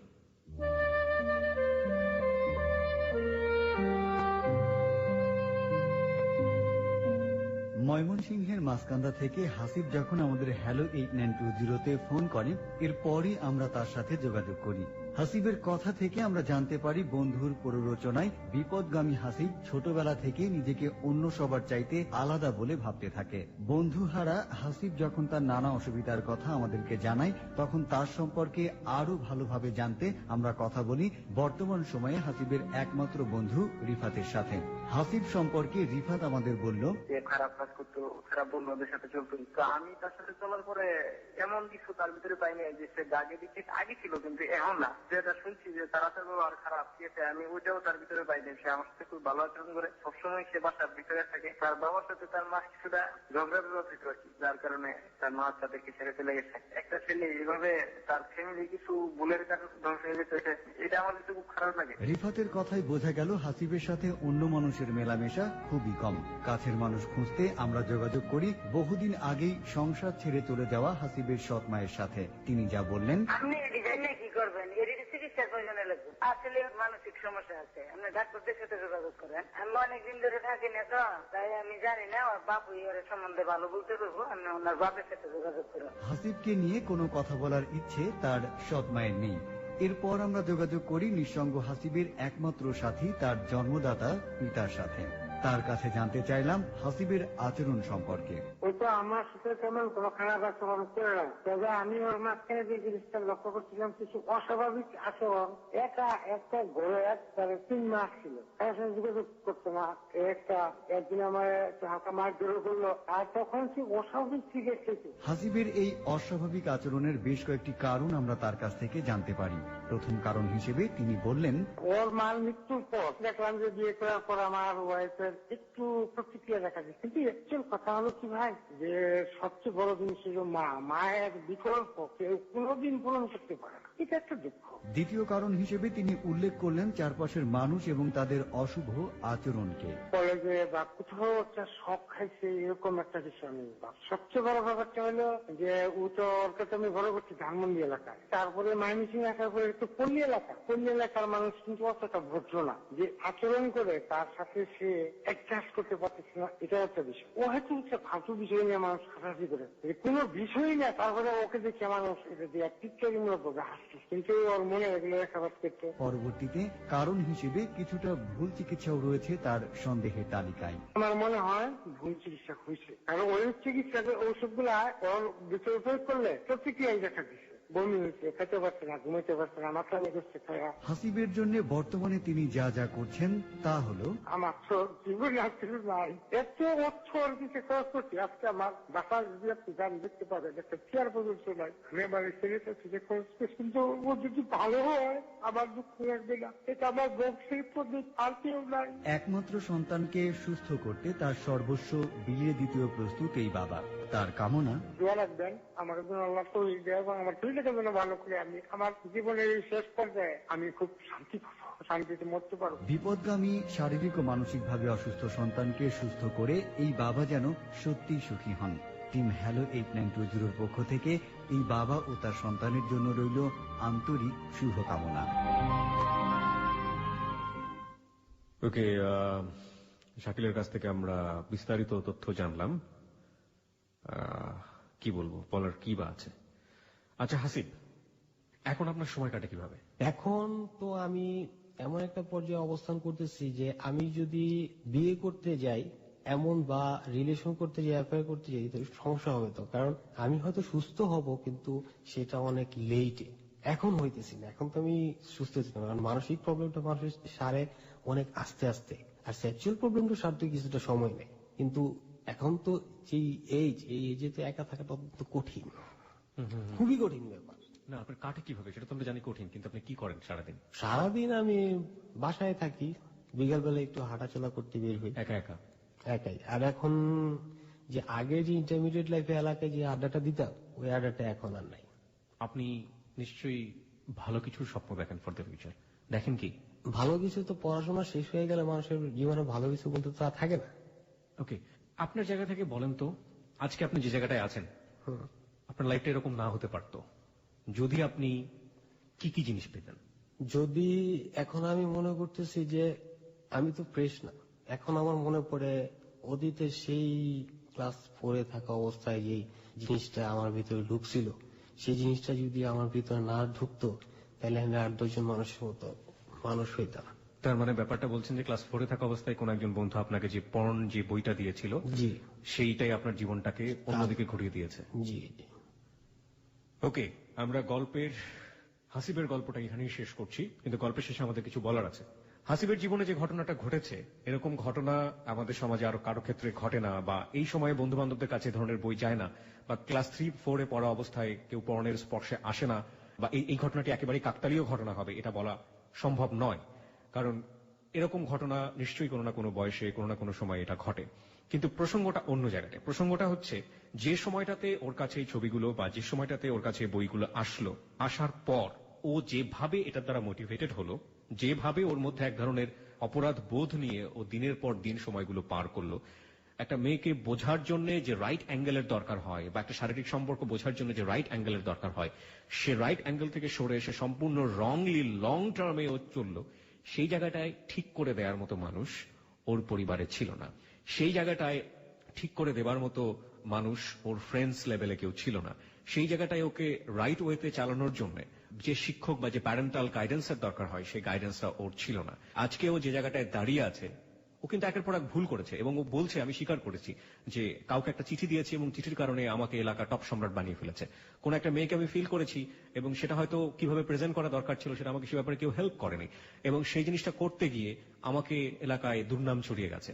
এবং ওর যখন এন্টারটেইনমেন্টের কোনো জায়গা ছিল না, ও এন্টারটেইনমেন্ট হিসেবে, যেহেতু ওই যে মেয়ের ব্যাপারটা মাথার মধ্যে কাজ করতো, ও একসময় পতিতালয়ে গিয়েছে এবং শশা মেয়েদের সাথে ও মিশেছে, শারীরিক সম্পর্ক করেছে, এবং একটা সময় ও নিজে ভেবেছে, একটা মানুষ একটা সময় একটা গ্রিন সিগন্যাল আসলো জীবনে, যে ও ক্লাসের যে মেয়েটাকে ও প্রথম ভালো লাগলো, সে মেয়েটাকে ও প্রপোজ করতে চায়, ভালোবাসতে চায়, সে মেয়েটা একসময় তার সাথে ভনিতা করলো বা একটা ফান করলো, এবং ফান করার পর ও পুরোপুরি একটা ভালো লাইফ থেকে ও পুরোপুরি ডিটাচড হয়ে পাগল হয়ে গেল, উন্মাদ হয়ে গেল, ওকে পাগলাগারদে পাঠানো হলো। এবং এই যে গাইডেন্সের ব্যাপার, এই যে আদর স্পর্শ দিয়ে বড় করার একটা ব্যাপার, সেই জায়গাটা একটা বিশাল ল্যাক আজকে সোসাইটিতে 25 বছরের যে হাসিবকে উপহার দিয়েছে, সেই হাসিব অন্য জায়গায় থাকতে পারত যদি এই ঘটনাগুলো না ঘটত। কিংবা আমরা বলতে পারি এইভাবে, যে এই ঘটনাগুলো ঘটেছে ঠিকই, কিন্তু তার পাশে যদি মমতাময়ী হাত নিয়ে কেউ একজন উপস্থিত থাকতো এবং কেউ যদি তাকে প্রতি মুহূর্তে বোঝাতো যে বাবা এটা এরকম না, এটা আসলে এই জিনিস, তুমি যেটা বুঝছো সেটা আসলে এরকম না, এটাতে ভয়ের কিছু নেই কিংবা এটাকে অপরাধ বোধ হিসেবে নেয়ার কিছু নেই, এটা আসলে বাস্তব জীবনে এরকম জিনিস। এই যে মমতাময়ীর হাত কিংবা এই যে আদর দিয়ে বোঝানোর যে হাত, যে স্পর্শটা, সেটা যদি তার জীবনে থাকতো, তাহলে আজকে যে 25 বছরের যে হাসিব নিজেকে সুস্থ মানুষ মনে করে না, যে হাসিব একটা ছেলের সামনে সে সাধারণভাবে মিশতে পারে না, সেই হাসিবকে আমরা এভাবে পেতাম না। হয়তো একটা ব্রিলিয়ান্ট স্টুডেন্ট, হয়তো সোসাইটিতে কন্ট্রিবিউট করার মতো অনেক বড় মাপের একজন বুদ্ধিমান একজন মানুষ হিসেবে তাকে আমরা পেতাম। আমি হাসিব যেটা শুনেছি আপনার সম্পর্কে, শাকিল তো আপনার সঙ্গে পুরো ব্যাপারটা ডিল করেছে, কথা বলেছে আপনার সঙ্গে, পুরো স্টোরিটা আমাকে শুনেছে, তারপরে আপনাকে আমরা নিয়ে এসেছি হ্যালো 8920-তে। আমি শাকিলের কাছ থেকে যেটা শুনেছি যে একটা ছেলের সামনে আপনি ইজি হতে পারেন না। কেন, এই ফিলটা আপনার কি হয় সেই সময়? যেমন আপনিও আমার সামনে ইজি হতে পারেননি, অনেকক্ষণ ধরে আপনি চুপ করেছিলেন, পানি খেয়েছেন, বারবার ইন্টারাপ্ট হয়েছে গল্পগুলো। প্রথম দিকে আপনি বলেছেন যে আপনি গল্পগুলো বলবেন এবং শেষের দিকে গিয়ে যখন আমি প্রশ্ন করেছি আপনাকে তখন আপনি পাশ কাটিয়ে গিয়েছেন এবং অনেক গল্প আপনি আনতে পারেননি ঠিক মতো। এই যে ব্যাড ফিলটা হয় একটা ছেলের সামনে ইজি হতে পারেন না আপনি, কি ফিল হয় আপনার? এটা আমি নিজেও বুঝতে পারি না, আমার সবকিছু চালচলন বিকৃত হয়ে যায়, মানে অটোমেটিক বিকৃত হয়ে যায়। এটা আমি চেষ্টা করার পরেও এটা আমি ঠিক থাকতে পারি না, অন্য কোনো কিছু ফিল হয় না, আমি কি যেন একটা ফিল হয়। আপনার কি মনে হয় যে একটা ছেলের চেহারা, ছেলে হোক বা মেয়ে হোক, চেহারা বিকৃত হয়ে যাচ্ছে। নিজে থেকে ফিল আপনার চেহারা আমি কারোর দিকে ভালো করে তাকায় থাকতে পারতেছি না, এরকম মানে হাজার চেষ্টা করে আমি কারোর দিকে ভালো করে তাকায় থাকতে পারি না। আপনার নিজে থেকে ফিল হয় যে আপনার চেহারা বিকৃত হয়ে যাচ্ছে? হ্যাঁ, এরকম একটা ফিল হয়, মুখে মুচকি হাসি ফুটে উঠতেছে, তো এই জাতীয় কিছু প্রবলেম। মানে আপনাকে যে দেখছে তার মুখে মুচকি হাসি ফুটে উঠতেছে, আপনাকে টিটকারি করতেছে এরকম কিছু? না, টিটকারি করতেছে তা মনে হয় না, আপনার মুখে মুচকি হাসি ফুটে উঠতেছে এরকম কিছু? এটা আমি ছড়ায় নর্মাল চেহারাটা করতে পারতেছি না। তো আমি এখানে একটা যোগ করতে চাই যদি সম্ভব হয়। জি প্লিজ। যে সেই সুইটিকে নিয়ে লেখা আমার একটা কবিতা আছে, নাকি বলবো? বলেন বলেন। হ্যাঁ, আমি ঝড়, অনন্ত অস্তিত্ব, বিষণ্ণ নদ, আমি প্রেম, বাঁধানো ছবির প্রেম, তোমাকে খুঁজছি, কোথায় তুমি, ফার্স্ট ইয়ারের মেয়ে, তোমার জন্য বিষণ্ণ উন্মাদ আমি, তোমার জন্য সজ্জিত সুন্দর মা ভূমি। ছোট্ট করে। Thank you. আমরা গল্পের এই পর্যায়ে একজন সাইকোলজিস্ট, আমরা বলেছিলাম যে আমাদের পুরো গল্পটা শুনবেন, পুরো গল্পটা সে শুনেছে, চলুন আমরা তার সঙ্গে কথা বলি। প্রিয় শ্রোতা, আমরা এখন কথা বলছি ডক্টর মোহাম্মদ তাজুল ইসলামের সঙ্গে, যিনি অ্যাসোসিয়েট প্রফেসর, জাতীয় মানসিক স্বাস্থ্য ইনস্টিটিউট। আপনি আমাদেরকে শুনতে পাচ্ছেন? জি জি, শুনতে পাচ্ছি। আপনি এতক্ষণ ধরে হ্যালো 8920-তে হাসিবের গল্পটা আপনি শুনলেন, আপনার কি বলার আছে? জি, আমার গল্পটা শোনার পরে মনে হচ্ছে অনেকগুলি ব্যাপার, এই ব্যাপারে অনেকের, বিশেষ করে মা বাবাদের বা মুরব্বীদের, গার্জিয়ানদের স্মরণ করা বা মনে রাখা প্রয়োজন। সেটা হচ্ছে এই যে আমাদের শিশুরা বা আমরা যারা মানুষ হই, আমরা কিন্তু একটা পরিবেশের ভিতর দিয়ে মানুষ হই। হ্যাঁ, সেই পরিবেশটা যদি সুন্দর না হয়, সেই পরিবেশটা যদি সুগঠিত না হয়, গঠনমূলক না হয়, তাহলে শিশুর বিকাশ, ব্যক্তিত্বের বিকাশ, যৌন বিকাশ, আবেগগত বিকাশ, শারীরিক বিকাশ, বিকাশ, সাংস্কৃতিক বিকাশ, সব বিকাশই বাধাগ্রস্ত হয় এবং বিপদগামী হয়। এটা একটা ভালো উদাহরণ, হাসিবের একটা ভালো উদাহরণ। আচ্ছা, একটা জিনিস আমরা এখানে দেখলাম তাজুল ইসলাম, যে হাসিব ক্লাস 4-এ পড়া অবস্থায় তার কোন এক সহপাঠী তাকে একটা পর্ন বা সেক্সের একটা বই হাতে তুলে দেয় এবং হাতে তুলে দেবার পরে তার একটা বিপদগামিতার যে জীবন সেটা শুরু হলো। এবং আমরা শেষের দিকে তাকে যে প্রশ্নটা করেছিলাম সেখানে কিন্তু সে বলেছিল যে আমার ওই পর্ন বইটা যদি আমার হাতে না আসতো তাহলে হয়তো আমার জীবনটা একটু হলেও অন্যরকম হতে পারতো। এটা যে শুধুমাত্র হাসিবের ক্ষেত্রে ঘটে তা কিন্তু না, বাংলাদেশের সামাজিক যে প্রেক্ষাপট বা পারিবারিক যেখানে যে রকমের প্রেক্ষাপট আমরা দেখি, সেখানে কিন্তু অনেক ছোট বয়সেই এই যে সেক্সুয়াল যে ব্যাপারগুলো, এগুলো অনেক সময় অনেকেই জেনে যায়, বাচ্চারা অনেক সময় জেনে যায়। সেক্ষেত্রে বিপদগামী হওয়ার একটা বড় ধরনের সুযোগ থাকে। এখানে পরিবার কি ধরনের রোল প্লে করতে পারে? আমরা মনে করি আর কি যে আমাদের শিশুদেরকে নিরাপদ রাখতে হবে, নৈতিকতার দিক থেকে ভালো রাখতে হবে। সেই জন্যই আমাদের মা বাবারা উদ্দেশ্য নিয়ে এই কাজটা হয়তো করেন যে ছেলে মেয়েদেরকে অল্প বয়সে যৌনতা বিষয়ক কোনো ব্যাপারে যাতে জানতে না পারে, সেই ব্যাপারে তারা বেশি প্রতিরক্ষা ব্যবস্থা করে থাকে। মনোবিজ্ঞানের কতগুলি ধাপ আছে, আমরা যে বের হয়ে আসি। প্রথম ধাপ হচ্ছে যে আমাদের বেসিক যে প্রাইমারি নিড সেগুলি আমরা পূরণ করি, যেমন খাওয়া দাওয়া এবং সবচেয়ে বেশি এর সঙ্গে যৌনতা। এই নিডগুলি আগে পূরণ হতে হয়। এরপরে হয় নিরাপত্তা নিড, এরপরে পূরণ হতে হয় ভালোবাসা, বা সম্মান শ্রদ্ধা পাওয়া, এরপর আরো এইভাবে ধাপটা ভেঙে যায়। তার মানে হচ্ছে অতি শৈশব থেকে প্রাথমিক দিক থেকে আমাদের বেসিক নিড, যে প্রাথমিক নিডগুলি, এই নিডগুলি পূরণ করতে হয়। এই নিডগুলির ভিতর কিন্তু আমরা অস্বীকার করলে পারি না। এর মধ্যে একটাই হচ্ছে যৌনতা বিষয়। আমরা স্বীকার করি আর বা না করি, আমাদের ছেলেদের একটা গবেষণা দেখা গেছে, আপনি স্কিনসের নাম শুনছেন, যৌনতা বিষয়ে উনি খুব সবচেয়ে পৃথিবীতে বিখ্যাত। উনি এক জরিপ করে দেখেছেন যে শতকরা 70% ছেলে মেয়ে শৈশবে তারা সেক্স প্লে করতো, যৌন খেলা খেলতো, যেটাকে বলি সেটা করতো, সে অভিজ্ঞতার কথা তারা বলে। হ্যাঁ, এবং যৌনতার বিকাশ কিন্তু অন্যান্য বিকাশের মতো ছোটকাল থেকে হয়ে থাকে। অতএব এই বিকাশটা যদি সুন্দর করতে চাই, গঠনমূলক করতে চাই, তাহলে এদেরকে অন্ধকারে না রেখে বা এদেরকে মিসগাইডেড করতে পারে এরকম সুযোগ না রেখে আমাদেরই উচিত হবে, মা বাবা হিসাবে আমাদের উচিত হবে, বা সমাজ হিসাবে আমাদের উচিত হবে শিক্ষা কারিকুলামে সেক্স এডুকেশন হিসাবে জিনিসটাকে ইন্ট্রোডিউস করে দেওয়া। সেটা হচ্ছে যে স্বাভাবিক যৌনতা কাকে বলে, হ্যাঁ, যৌনতার বিদ্যুৎগুলি কি, হ্যাঁ, যৌনতার বিকাশগুলি কিভাবে হয়, হ্যাঁ, এবং এই ব্যাপারে আরেকটা ইত্যাদির কথা আমরা আপনাকে একটু বলি। আমি একটা ক্যাম্প বিদেশে, আমাদের দেশে তো কোনো যৌন শিক্ষা নাই, কিন্তু উন্নত দেশে যে যৌন শিক্ষা আছে সেই সেক্স এডুকেশন বইয়ের 40টি এডুকেশন তিনি রিভিউ করে দেখেছেন যে সেখানেও যৌন শিক্ষার মধ্যে কিছুটা ঘাটতি আছে। যেমন সেখানে যৌন শিক্ষা দেওয়া হয় সাধারণত যৌনতার বিপজ্জনক দিকের উপর জোর দেওয়া হয়, অনাকাঙ্ক্ষিত গর্ভধারণ, যৌনবাহিত রোগ কি হবে, এই সমস্ত জিনিস।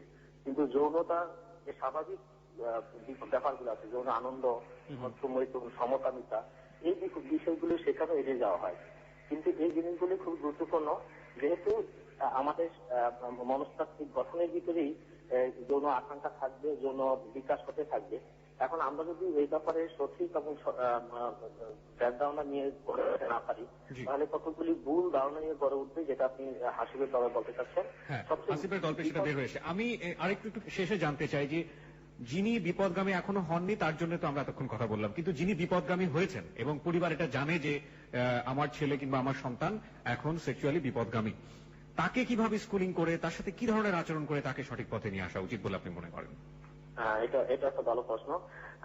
যেহেতু একবার যদি অল্প বয়সে, বিশেষ করে শিশু বয়সে এবং কৈশোরে যদি যৌনতার ক্ষেত্রে বিপদগামী হতে চলে যায়, তাহলে কিন্তু সে সত্যি সত্যি খারাপ হতে চলে যায়, এবং সেটা খুবই কষ্ট, পরিবার, ওই ব্যক্তির জন্য যেমন এটা বিপদগামিতা, এটা সমাজের জন্য বিপজ্জনক। তবে এই ক্ষেত্রে এটা উদাহরণ আমাদের মাদকাসক্তির মতন বা অপরাধের মতন, মানে অল্প বয়সে কিশোররা যেমন মাদকাসক্তিতে বিপদে চলে যায়, অপরাধের জগতে চলে যায়, ঠিক যৌনতার ব্যাপারেও তারা বিপদগামী হয়ে পড়তে পারে।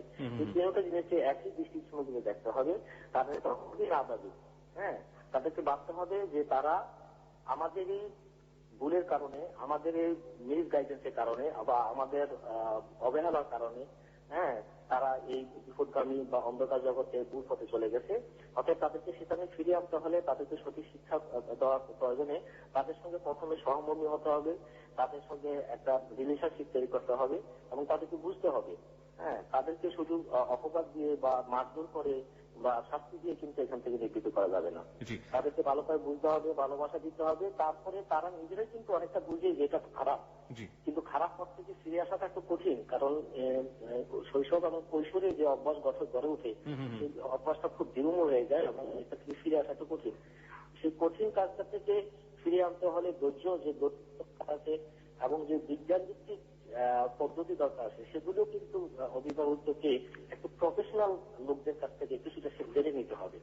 তবে প্রাথমিক যে দায়িত্ব সেটা হচ্ছে তার সঙ্গে একটা ভালো সম্পর্ক তৈরি করা, তার সঙ্গে তাকে খারাপ না জেনে বা তাকে শাস্তি না দিয়ে তাকে ভালোবাসা দিয়ে তার উদ্বুদ্ধ করতে চেষ্টা করা যে এটা খারাপ কাজ, এবং তখন তাকে আরো শুভ কাজ, ভালো কাজ এদিকে উদ্বুদ্ধ করে, এবং যে সমস্ত পরিবেশ বা যে সমস্ত লোকের কাছ থেকে সে এগুলি এই ব্যাপারে আরো উৎসব, সেখান থেকে দূরে সরিয়ে রাখা, এবং সর্বোপরি তার সাথে আরো বেশি বেশি ভালো ব্যবহার করা এবং একের সাথে বন্ধুর মতো আচরণ করা। সর্বশেষ কিন্তু কখনো কখনো এটা এত সহজ নয়, তখন কিন্তু কিছু ক্ষেত্রে অন্তত প্রফেশনাল লোকদের ক্ষেত্রে সাইকিয়াট্রিস্ট যারা রয়েছেন তাদের কাছ থেকে পরামর্শ নেয়।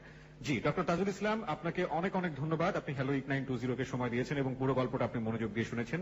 আপনাকে আন্তরিকভাবে ধন্যবাদ জানাচ্ছি। আপনাকেও ধন্যবাদ। হাসিবের জীবনের গল্পটা এখানেই শেষ হচ্ছে।